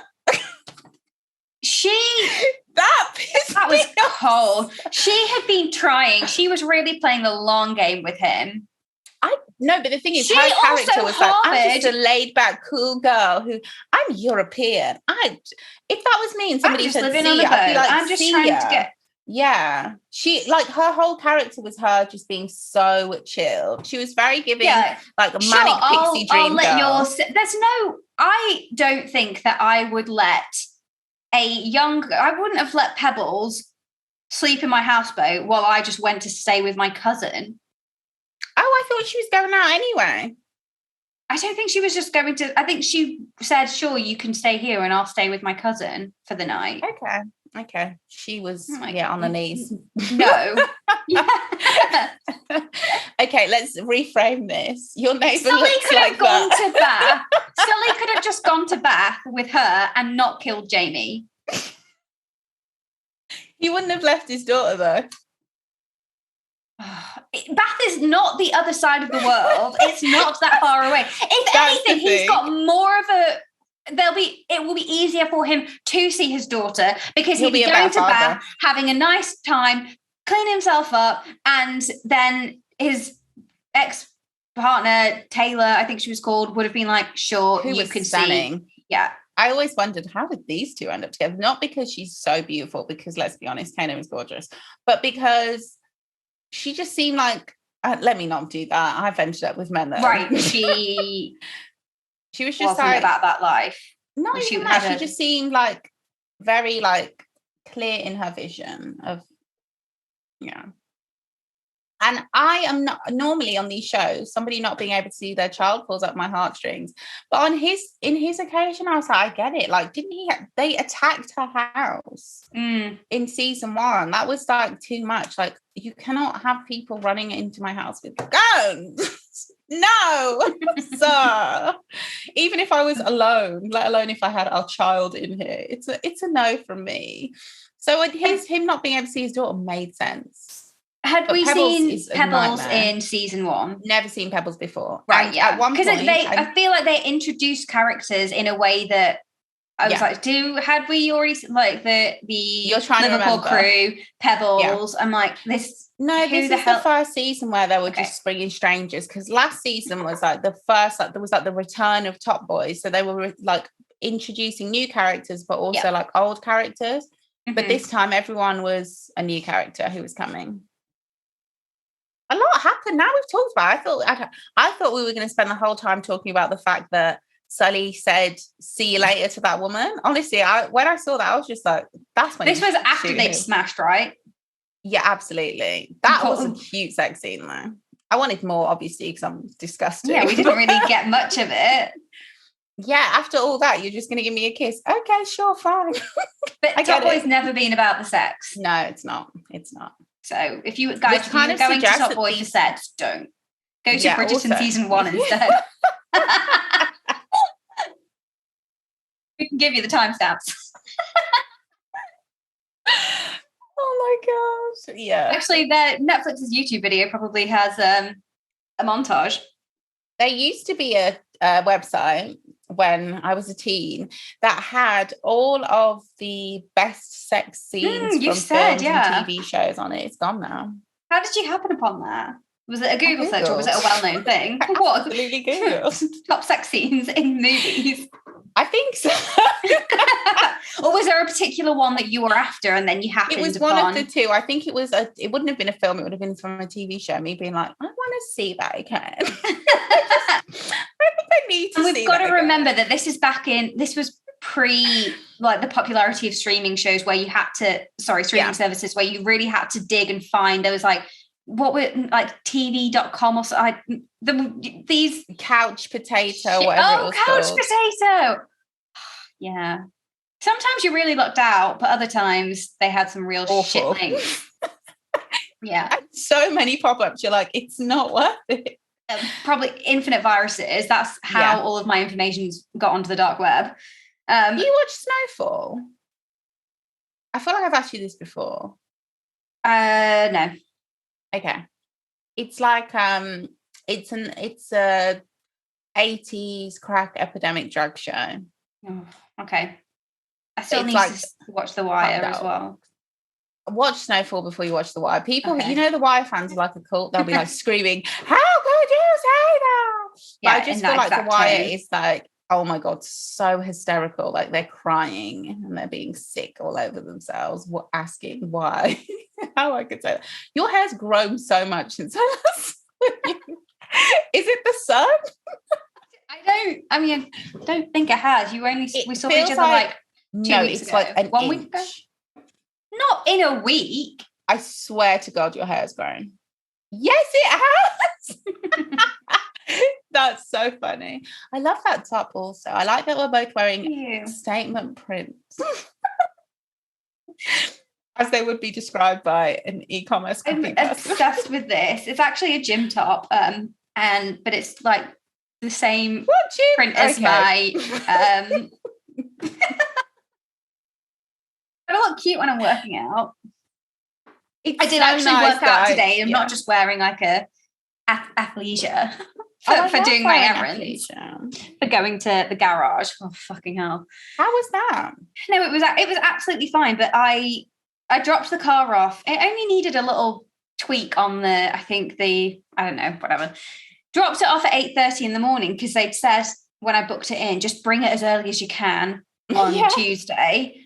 We open at 8:30. So I was like, great, I'll do that. And then it's fine. He said it would only take a couple of hours last week and that they'd call me when it was done. Yeah. And it gets like 3:30 and I'm just like, they've not called me.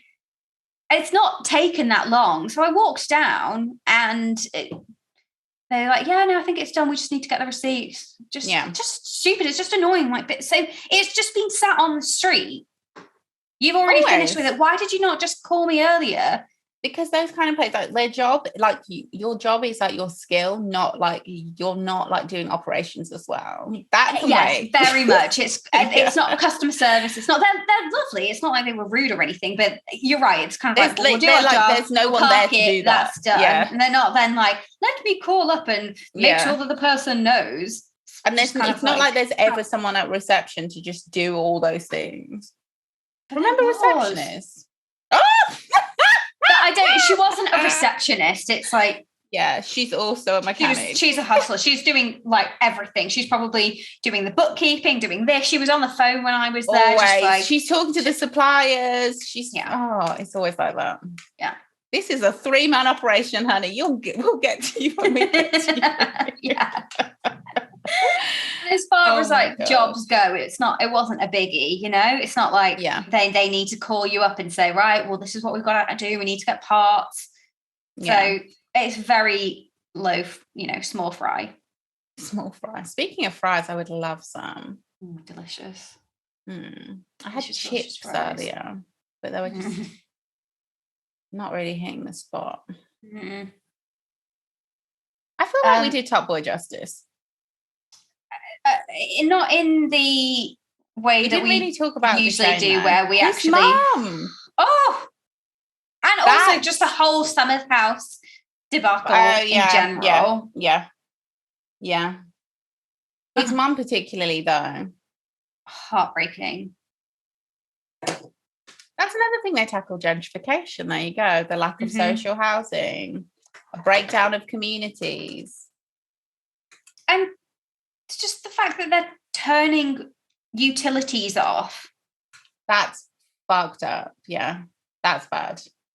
You can't get hot water. You can't get... Oh, that reminds me. And really, would his mum have passed if she hadn't have had to carry her stuff up the stairs if the elevator was working? Probably not at that time. No, because she was already sick, but that was like extra strain. That just pushed her over the edge, yeah. So earlier last week, I think it was, we had a power cut here. Yeah. I messaged you about it.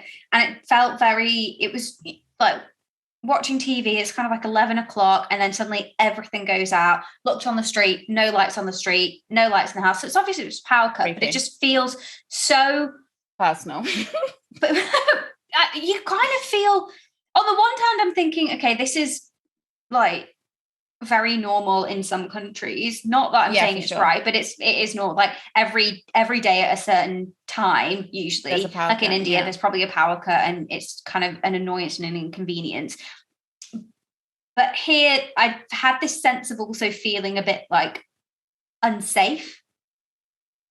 You know, like there's no, I shouldn't advertise that. But somebody could come into your house. You can't call. Yeah, you can't for sure. just do. Oh my God. And it felt, on the other hand, that it was like, is this the sign of things to come? And I really just thought, oh my God, I feel like I need to get myself a grab bag. I need to think about what I would do in things like I think about it sometimes, but then I can't think about it too much, because the main reason why I can't plan, and the main reason I should plan, is I think, what the fuck, how would I manage with Brody and Mango? You'd have to get Brody in one of those cat containers, Mango on the lead. The cat container that we've got massive ones. They're too big to carry around. I could do, I guess, but it would also be in an emergency situation getting him into a cat carrier. No, I think in an emergency situation, your adrenaline would kick in, and you and him would be wrestling until he was in that thing. It's not as if I could run with a carrier. If I had Mango on a lead, or I could, or even, I don't, I think, shit, would I just have to like let them out and let them go and hope that they follow me? It's just, it doesn't bear thinking about.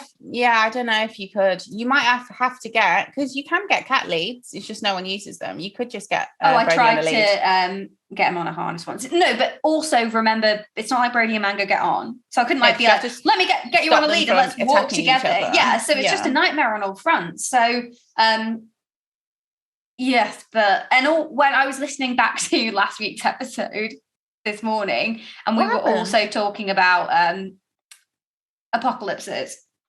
Yeah, I'm really, I feel like everyone should have, I don't, but you should have like, like, because power cuts do happen. And like we said, in other countries, they happen way, way more, but they do happen. It's just, we haven't had a power cut for a long time. But remember that summer in London when we had loads of power cuts? Wasn't that long ago? Okay, maybe it was just Hackney. We had a few. Was it Hackney? Was it here? I don't fucking remember. But yeah, there was a few power cuts. I hate power cuts. They always scare me. In Nigeria, so if you can, you'll have a generator so that when the power goes, your generator kicks in. But then that's a whole nother drama at the moment, obviously, because with fuel prices. Exactly. That's what I think, again, is this the sign of things to come. It's just all the fuel industry is just the fucking arse of it's falling out. Yeah. Nightmare. But that's also intentional. It's not like watching one of those, I saw an Instagram post. It was on Twitter. I saw one tweet. Yeah. Is it called AJ Plus? You know, the... Oh my God, I've just realised this AJ Plus stand for Al Jazeera. No wonder it's so good. No, it's not. It's the whole thing.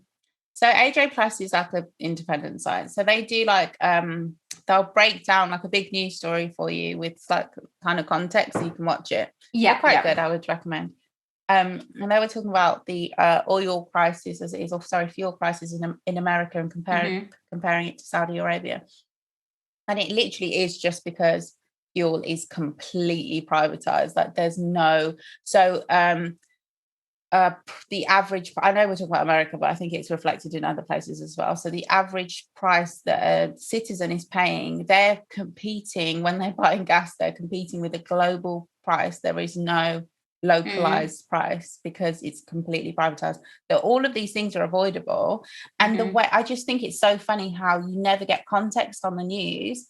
So like, it's just like they tell you what's happening, and they'll give you a bit of context, maybe if it's like, maybe a conflict, but it's not as though, and they do specials as well, guys. Sorry, people who watch the news all the time will be like, what are you talking about? Because obviously, like, especially on channels like CNN, they do specials and they'll do a deep dive, but you rarely, when you see headlines or you watch top line news, will you get enough context to know that everything is avoidable unless you already have that knowledge. But the only way you'd already have that knowledge is if it's a recent change. So like NHS changes, they're talking about queue times, we'll know instantly, like these are because of recent decisions. We haven't talked about politics in a minute. It was today I saw Theresa May, man, she's a funny one. Apparently she was like upset with something that the way Priti Patel was behaving about the fines, about like Boris Johnson's fine. Yeah. And someone else got fined apparently. I don't know if it was her, but it's another. Yeah, Rishi Sunak. No, there was 3 fines. Oh, really? I don't know who the third fine went to. Surely everybody at the goddamn party should be fined. I think it was or like is it 3 just the cabinet members got fined, and that was like the real like, oh, the big but yeah. Because that's a bit wild. But then at the same time, she was like disgusted at apparently at the way they were responding to it. And I was just like, honey, my first memory with you, the reason I learned your name is because you sent around vans. I'll never forget this. You sent around vans.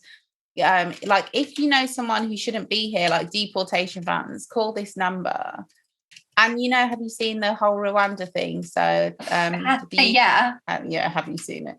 The UK government wanting to, any refugees that actually manage to cross the channel and get here, want to fly them straight to Rwanda, because apparently refugee status it just doesn't apply here because this country is just above the law. Well, it does if you're Ukrainian. But even then, does it? Because comparatively, how many? Because I would say globally, the Ukrainian crisis has been taken to heart so much more, and compared to the other refugees. But then, even then, in England, it's like we're not taking, we're not really doing what we could be doing to help compared to other countries, for sure. There's a few countries like that. I feel like England, France, and it's funny seeing France constantly being on the verge of being taken over completely by like right-wing politicians, because it's just like it's just showing we really do live in like right-leaning. It's so weird. There's such a mix of politics, but there are so many right-leaning, like extreme. Like these countries in Europe are constantly on the verge of fascism. And I'm not talking about like fascism light, which we all deal with, because we, to a certain extent, live in a police state. If you can walk down the street and be stopped and such, I'm sorry, love, but you live in a police state to a certain extent, whether you like it or not. But like, oh my God, it's actually nuts. I don't like to think about it too much. I'm lying. I think about it all the time. I can't but that doesn't mean we like thinking about it. Yeah, true. I don't hate thinking about it, but sadly it is quite all-consuming. Yeah, it's a bit, and then it's just like, it's just weird. It's like, if Theresa May is telling you that you're doing a bad job, do you know how much you fucked it? Windrush Theresa May. Oh my God. I don't think she realizes what she did. And the worst thing is during like they whole never winter, will realize, because they She always takes no think that responsibility. what they were doing was right for Mother I don't England. know. You know, I feel like and I feel like with that government in particular. So anybody who's not in the UK, what's happened is David Cameron had to step down from office. He was the prime minister. He had to step down because he called for a referendum which led to Brexit. Lol. And Theresa May took over. So we've had like 3 back-to-back Conservative PMs. So it's about like 10 years of the same person, because they were all because originally of Theresa part May's of the same. fucking snap election, we now have this government until 2024. That's when the next. I'm sorry to have done that to you, but when all 5 of years this is shit too that's long. happening, They need to really make it every year. I'm sick of that 5-year shit, honestly. I get in America it might be longer because you like it's America 4 years. Are like no, it's 5 years here. It's 5 years here. It's 4 years in the States. No, but even that, I get 4 years in America. Yeah, okay. It's like they're like, okay, we've got someone who's not great, but okay, here it's like we've got someone terrible. By the time it's election time again, I'm not the biggest Keir Starmer fan. I'd vote for him now. If someone woke me up in the middle of the night and was like, do you want to vote? I'd say, yeah. And I'd put my shoes on and I'd go and vote for him. We've just got to get this government out. We've got to get the Tories out. It's See what they're doing to student loans? Yeah. The increase there. Oh my God. If you hadn't sent me that, I would not have heard that. No, because there's so much other shit going on, that there's so much other crazy stuff that they're doing. That the fact that they want to raise student loans for low earners from 1.5% to 9%, and for high earners to 4.5% to 12%. That is insane. If that had been the interest rate, a lot of those people would not have gone to university, or they would not have taken the loan out. They would have worked, and probably did already work during university. Like, what the actual fuck? That is a disgusting hike. It's that is a cripple people. Hike.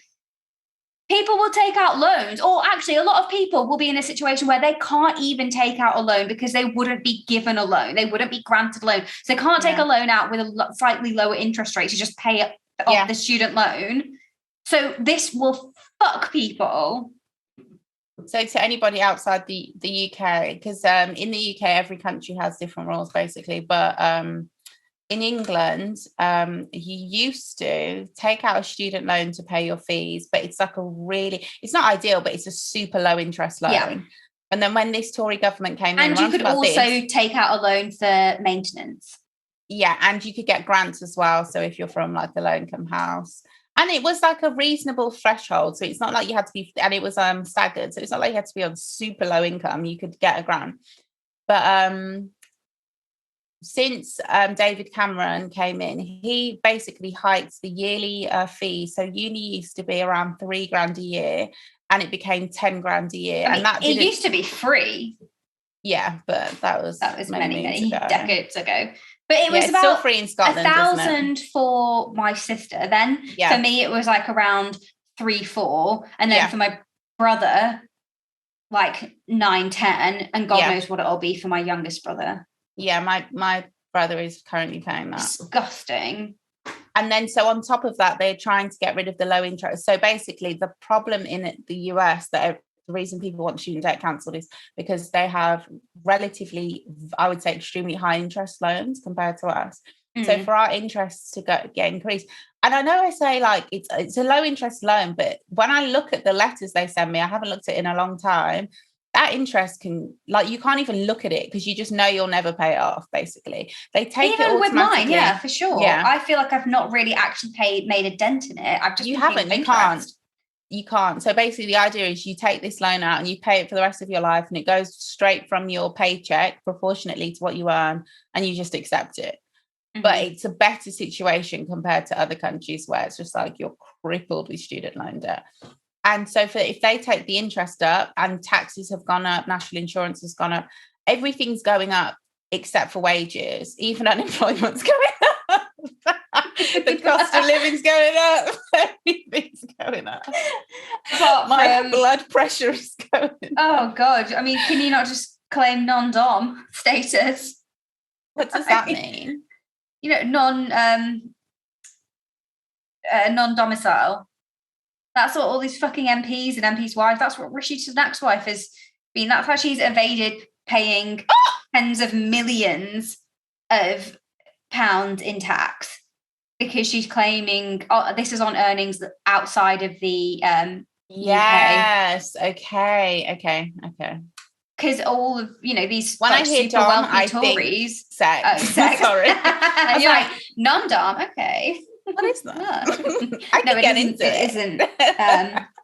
It isn't as as sexy as all that. It's tax. It's tax oh my god, evasion. we also have to talk about this thing that people have been saying for a couple of years now, like these memes and jokes about taxes, where people will say like, I wish, basically the theme is, I wish I'd known about taxes in school. Yeah. As somebody who did business studies, if you'd had to do and who has also done tax returns, if you had to do a tax return in school, I promise you would have dropped out. You wouldn't have gone. It's hard enough to get people to sit in school.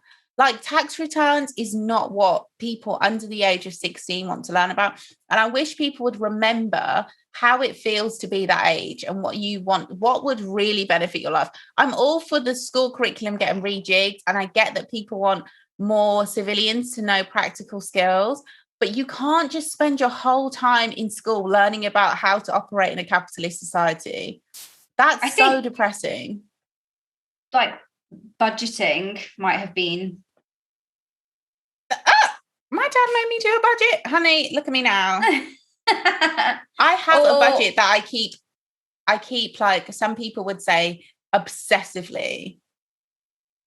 Like, it's not helping. Do you know why? The books aren't balancing. Yeah, but if you, by keeping a budget, if are you just making a note of? No, I have a working cash flow. So you're like, okay, each month I've got X amount to spend on. Literally, I have a working cash flow XYZ across. I have one for my business account, and then I have one for my personal. Well, my business is Excel, my personal is numbers. Good. Fine. No, I'm saying that it doesn't help, because what kids need to learn about is how to overthrow this capitalist system. Then no one will need a fucking budget. How about that? Correct. I'm sorry. I do think absolutely there should be a skills course provided by your local government, where at any age you can go and learn about anything that you need to operate in society, basic law. I even think, honestly, driving theory,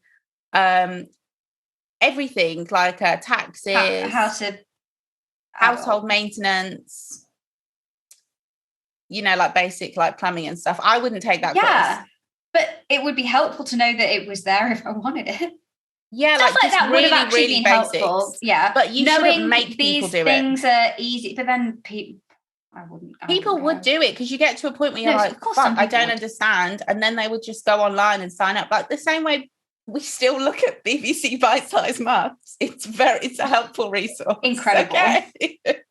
That got us through. Really got the nation honestly, through. You say what you will about the BBC, bite-size. If you can tell me that I can pass my exams only by learning these little bites, why did I not? What have I been doing the whole year? Yeah, it's ahead of its time. It was really great. It was, but it's also very like, here's how to answer the question. Here's how you get the marks. Yeah. Not like, here's how you really. No, but learning, honestly, fine.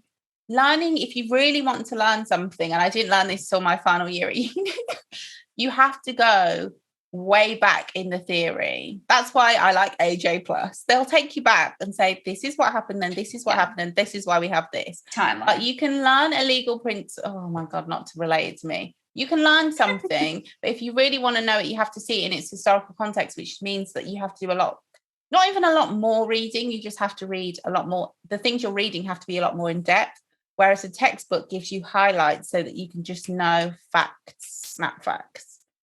So learning isn't something that necessarily, depending on how your brain works, needs to be formalized. Like you can just learn for sure. Because in the UK education system, they also really, and I guess this is everywhere to be honest, but because it's an exam-based curriculum, they're really just having to dumb down a lot of things, particularly in science, at the various different stages so that you can pass the exam, but then you get to the next stage and they're like, forget what you learn in GCSE because it's all wrong, or not wrong, but it's far too simplified. No, there were a lot of things we got told that was like, this is not actually how it is. Okay, this is what you needed to do to get to pass the exam for GCSE, or to get even this is like your A-star answer, but the actual reality is a lot more nuanced, or is slightly different, which is understandable because they can't. I honestly feel like, I don't know if I'm just delusional, but GCSE physics is good. Like if you get it, like when it clicks, it makes sense. Like but it's physics and it's like maths or any of those. Well, not any. It's like physics and maths. They're languages. So when you get them, you get them. But if you can't get them, or doing equations in chemistry, took me away. But once that clicks and you know how to balance the equation, then it's fine, but it does take a while. Algebra is underrated, and that's why those memes about another day of not using algebra. I'm just like, that's like the only time I had fun in math.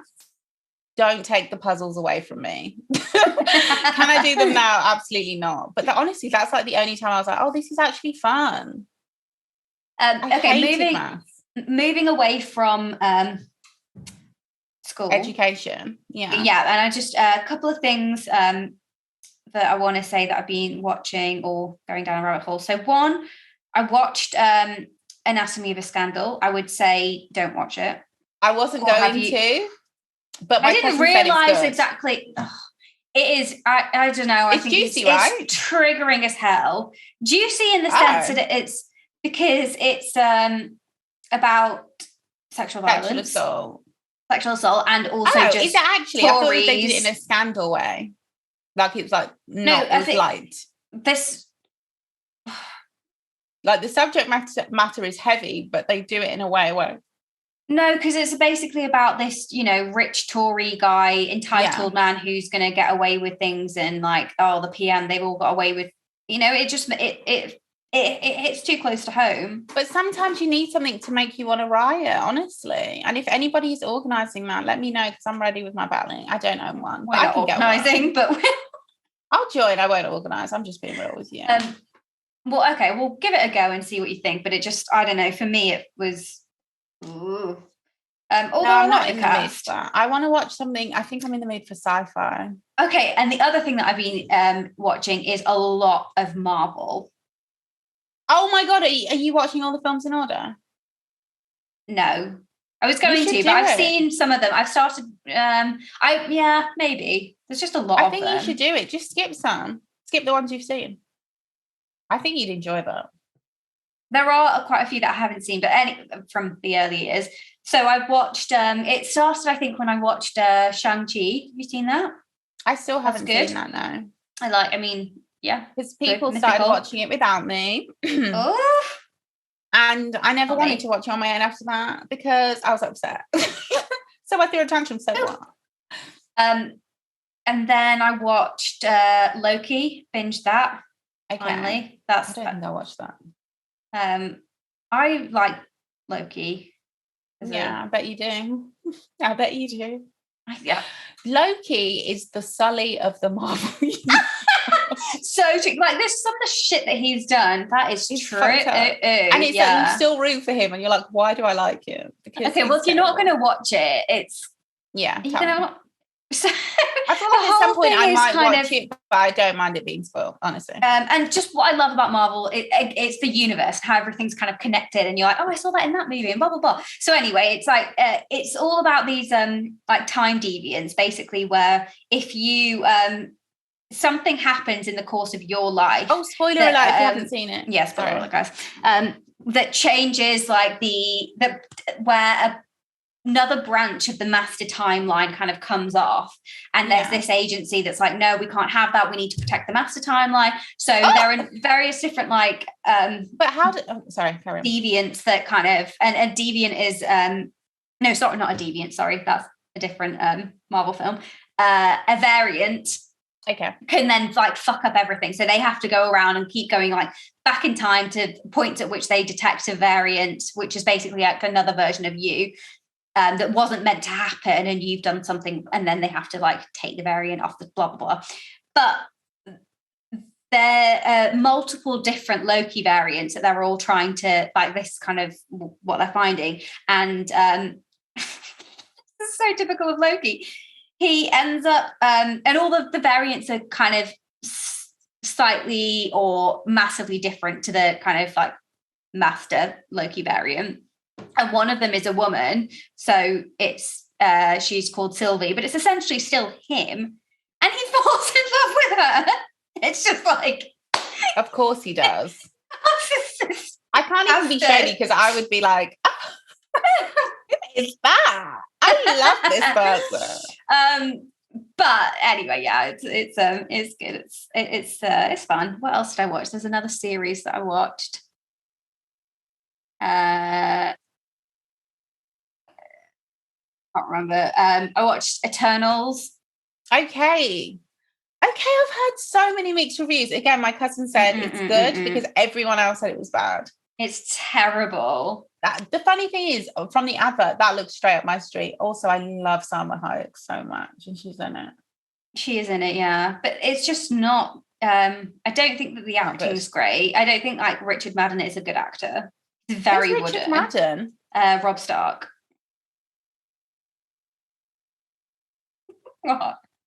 I can't get involved. Why do you think he is a good actor? I don't know, because I think because Game of Thrones was such a kind of no, I'm going to be honest, which is something that sounds controversial, but it isn't. It isn't when you think about it. It's difficult for me to gauge how. Okay, no, it isn't. Okay, it's difficult for me to gauge a bad British actor. It's easy for me to gauge a brilliant one. Right, it's just with British acting, there's so much like the usual imperialism involved. So like British actors are usually like the ones you get that they're like able to be a bit more like, they have a certain look, like they're able to speak in a certain way. Like, I'm not saying he's super posh because he's not, but I just mean, well, he's speaking in his actual accent. Yeah, he's Scottish, right? Yeah. So he's probably, to be honest, I don't know that he's posh or not because I don't know a posh Scottish accent, but he doesn't sound like an everyday Scotsman. No. Not he's got a refined nice voice. accent, yeah. Like, you kind of have to have all of those things. You have to be very good looking to be a British actor. So it's difficult. Sometimes I feel like, is this all just smoke and... Do you know what I mean? Because I was watching Gamora the other day, yesterday to be precise. Gamora is fucking brilliant, man. Shit, a break, that show is good. They do a film in between... See, anyway, I won't get into it anyway until I finish it, and then I won't stop talking about it.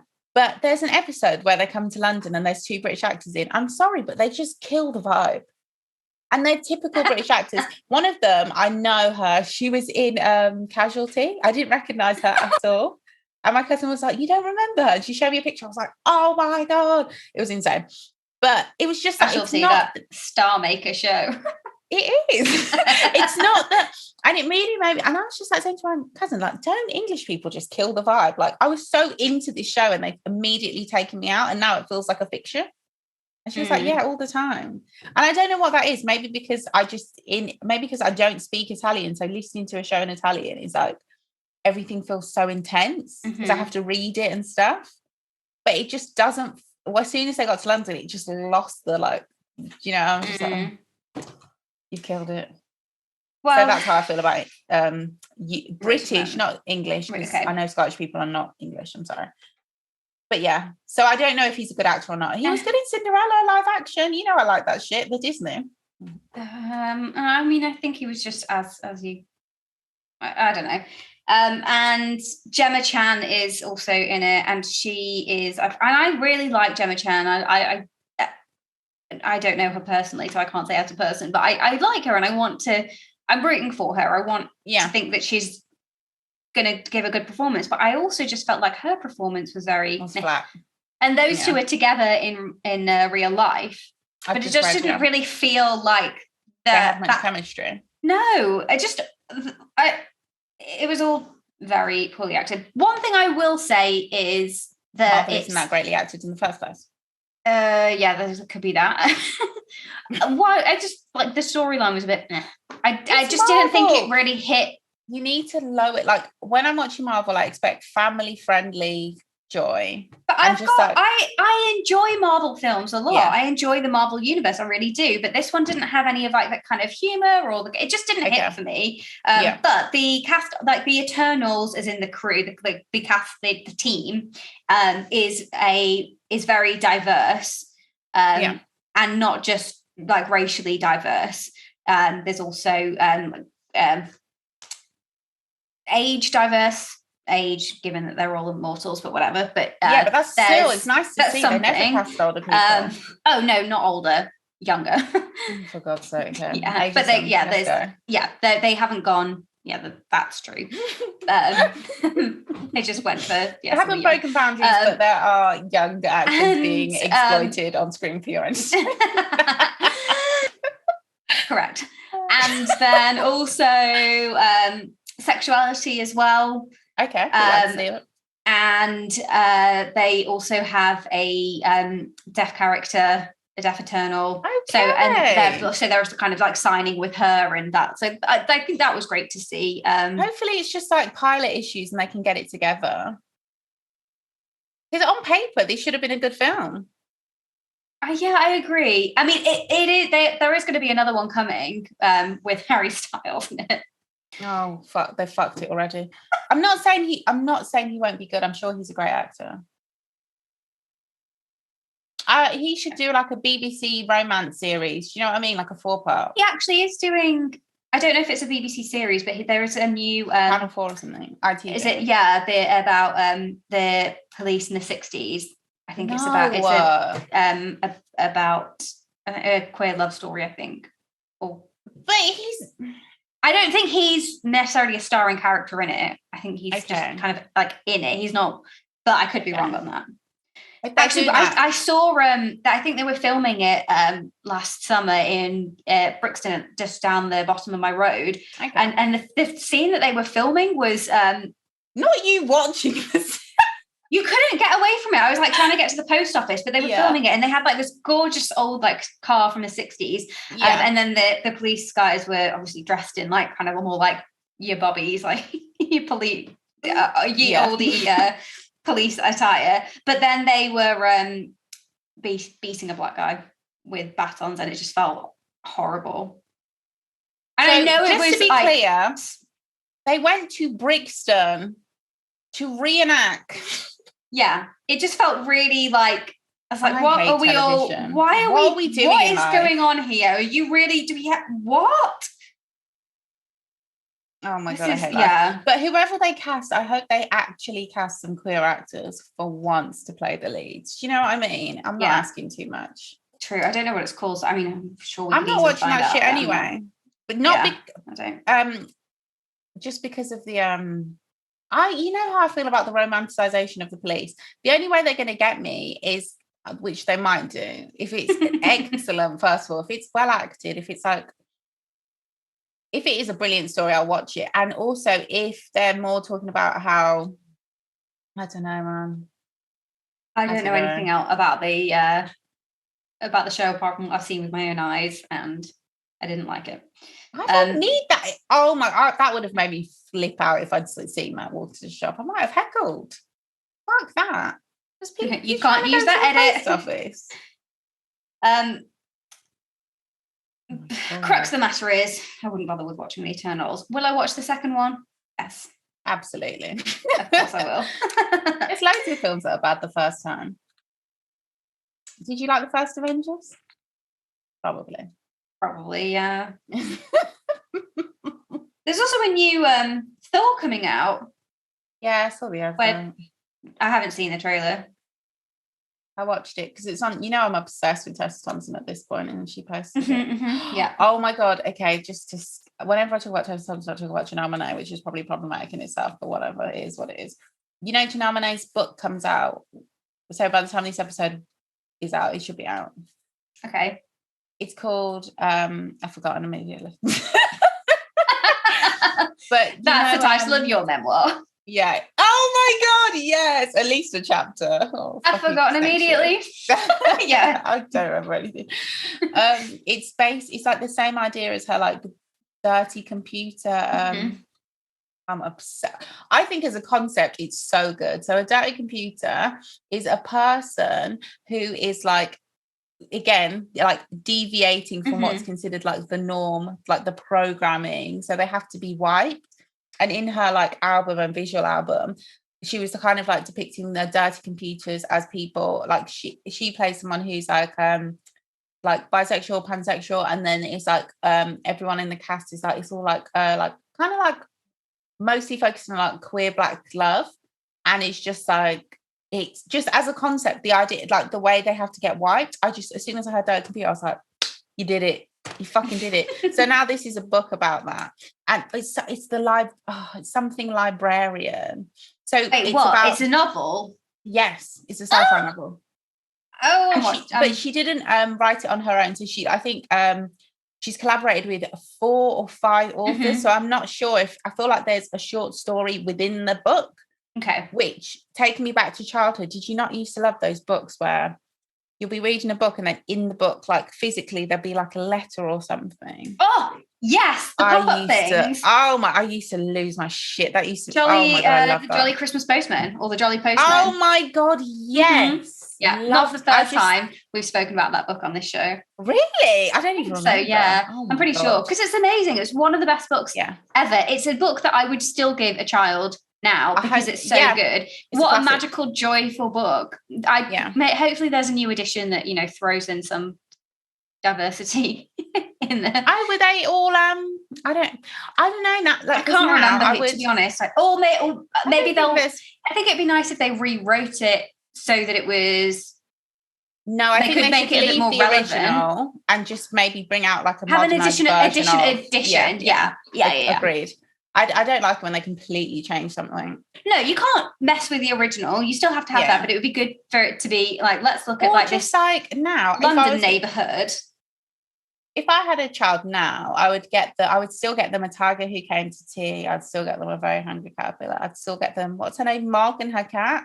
Oh my God, Megan Mog. I'd still get those Funny books, Bones.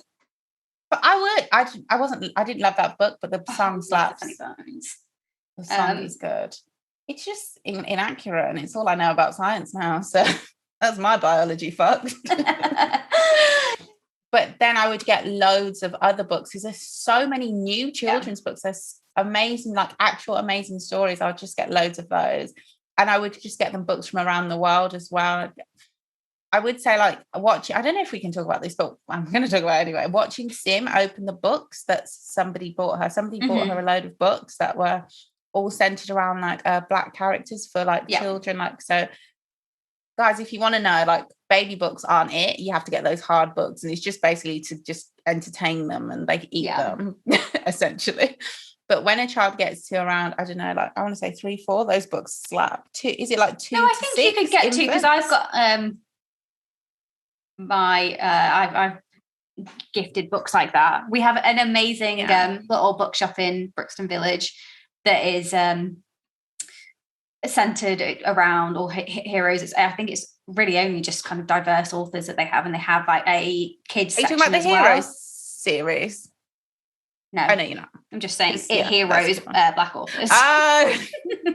Because there's that. Just diverse authors in general, racially diverse. But it's so good. It's good so that I think that all children, but obviously I'm going to get, if I have a baby, I'd get them like loads of books as much, because reading those books like as an adult, like when Sim was opening them, like obviously Sim's having a baby and she was talking about all these different things and it was all very emotional.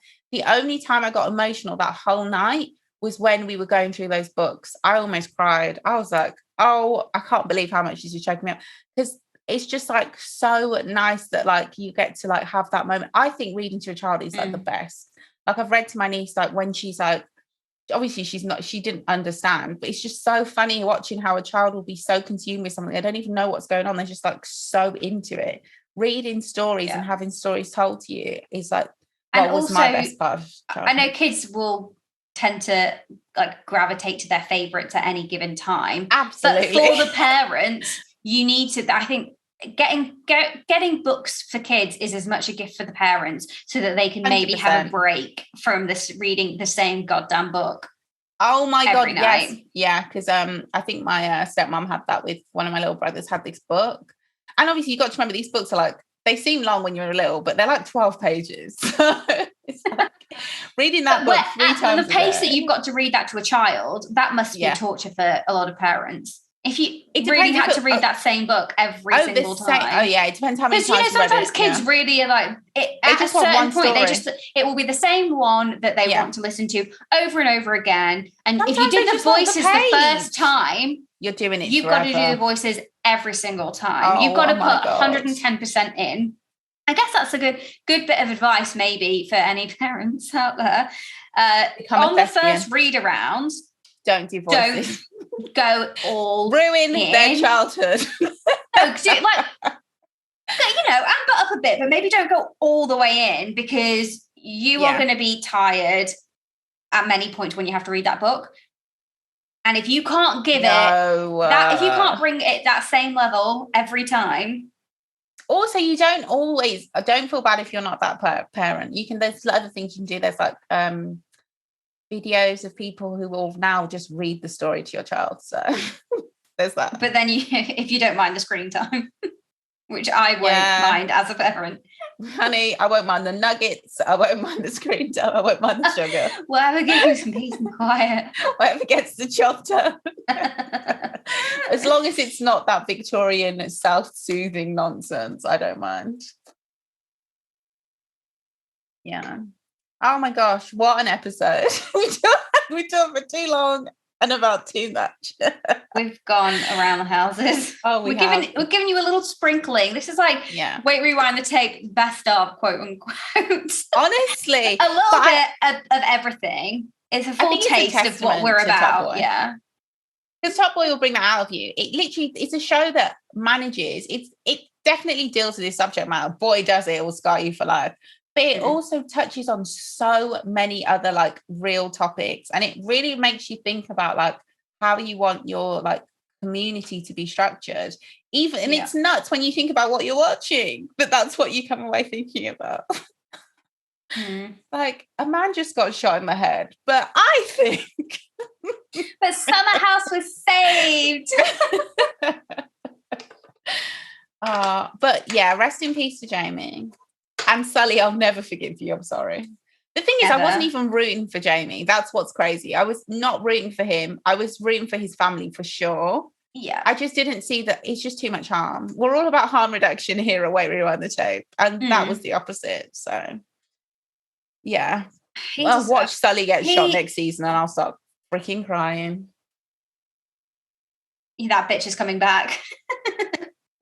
What? See you. Fuck off. See you in hell. I'll never forget He's from like the French mafia.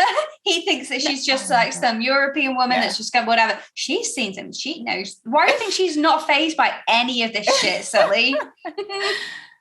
You better watch it. She's definitely a fantasy of a woman, because that's why I hate. Like, no one's just gonna be like, see ya, and she's just so cool. She's like, bye. She's like, anyway. Shout out to all the CU girls out there. Yeah. She's on the phone to her Ruth afterwards saying, can you fucking believe what happened? If somebody said that to me, I wouldn't immediately be like, what the fuck? Where are you going to see me? Like, what do you mean? I'd probably be like, it depends who it was. And then afterwards, then the calls would start. Then I text them. I just think it's really crazy how we've spoken for so long and you're just going to say, see you, and leave. But hey, that's why I would never hang out with Sully, because we wouldn't have a good relationship. For many reasons. Yeah, that's why you wouldn't hang out with him. You would. Say you don't really know. You don't know the ins and outs. You know, there's something like. No, it wouldn't. It wouldn't like. I am not getting into it. This is if you lived on your own in a houseboat, and the next door houseboat was a neighbour that also lived on their own, was like you know, Yeah. You were physically attracted to him. Absolutely. Mentally, I guess, like, there's something there as well. There's a chemistry there. Of course you're getting involved. Absolutely. You are totally smashing. You're going to do your best. You want to come and have some wine on my boat? Oh, we're definitely drinking wine and talking about our feelings. I love drinking wine and talking about my feelings. It's so fun. You're talking about your feelings and he's drinking and I'm your just wine. No. And then you're calling me afterwards and like, we just had the most amazing conversation. You know nothing about this person still. It's like a gang here in the middle of the night. And I'm like, oh God. I wonder what happened. Oh God. Is she just also gonna like, is she just renting a houseboat? Or do you think she's gonna sail away? Own them. That's what I thought. Yeah, because But then Sully doesn't own his house. Does Sunny own that houseboat? Definitely does. Did you see how much cash was coming into that thing? Also, I like the bedroom. I don't know why his decorating got shaded. I thought he did it quite nicely. It was, from what I can remember, pretty basic. I wouldn't say that it was decorated. It wasn't like Scandi. It wasn't like minimalist. It was just not intentionally. It wasn't an interior design choice. It was just. I think it was. No, the bedroom with the circle, or do they all look like that? I've never been. I can't remember. I never will. With that attitude.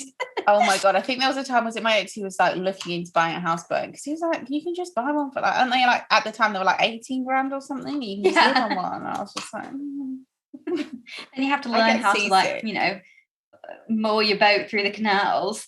Watch me get a houseboat. You're going to be like, you're such a fraud. I love houseboats now. Come drink wine with me. Oh, yeah. Well, I guess it's quite the idea of just being able to leave if you don't like your neighbour.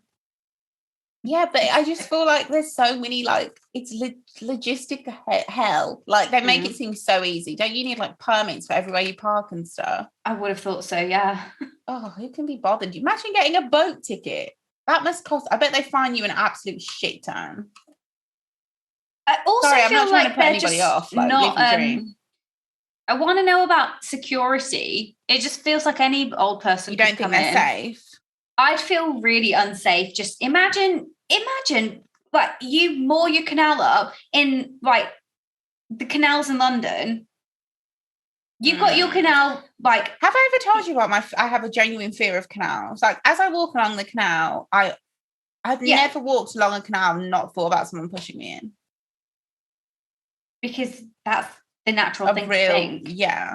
It's a real, like, thing. And imagine you're on a canal boat in Hackney and you're sleeping here, and right there is the fucking side of the canal walk where you're afraid to walk because you feel like somebody's going to push you in. But I feel like, I know this is going to sound dumb, but when you get in the boat, because when they were doing the scenes in the boat, like, Kano's bedroom looked cozy as fuck. Claustrophobic is what it would feel like. I think, if I wouldn't be able to smoke though, imagine having the smoke and then going to bed. Oh my God, panic attack central. And then you try and come out to feel safer and you're by a canal. And you're on the canal, yeah. No, thank you. I'd have to do teetotal. There's no wine for me. I'm dropping in. Then again, it's like have you ever been on one of those river cruise things where you're just like on the river and you're like, it's like a party boat and you drink? I actually haven't. Day off. I don't think I've ever done it in London. I'm having a memory that has to be a false memory because there is no way I was on a party boat in London. There is no way. But I did it at someone's like wedding once. I feel like maybe you have been. Because I feel like everything I've done it's not like I would have planned it or something. It would have been like, I just somehow, someone's like, this is happening, and somehow I'm someone's plus one, and now I'm on a party boat. Work party, maybe? No, that was a fake, I think it was a fake canal or something. Fake canal boat. They had it in what's it called? London Bridge. It's like you go, like the restaurant is the canal boat or something. Oh my God. but it's like in the air or something. I don't know. I need to look it up. That's the night I drank so much tequila. Tequila is... Why was I doing that? Horrific for that. I was just shocked. Oh my! I don't know. And it was like Anxiety and shameless. depression. No, but it wasn't even like that. I didn't give a heck. I was just like, keep bringing it. The tequila was nice. That's always a mistake. Oh my God. Anyway, anxiety, depression, Mum.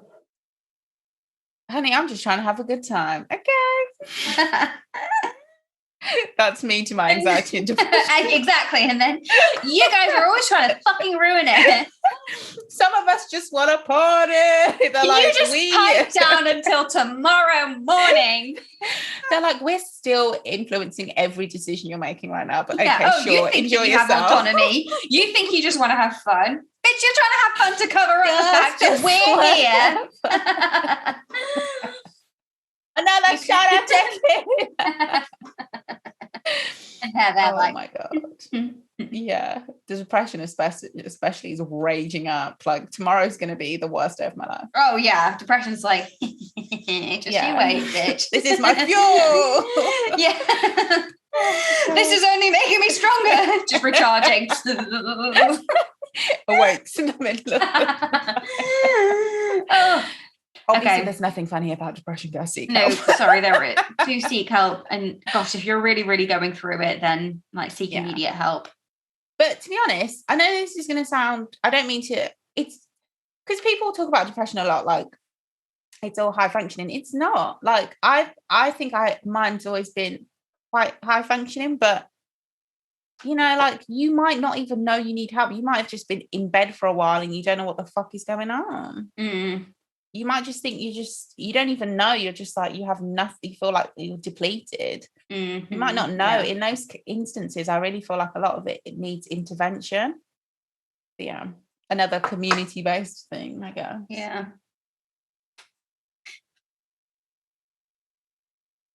Yeah. Oof. Anyway, have a super cute week, guys. And do watch Top Boy. Sure, we've thrown in a load of spoilers, but we haven't really talked about plot. We've given you the main spoilers, but we've not talked about plot. So you can still watch it and enjoy it, I think. Apart from the fact that we've completely ruined the ending, which really was shocking. Matter. So no, it does.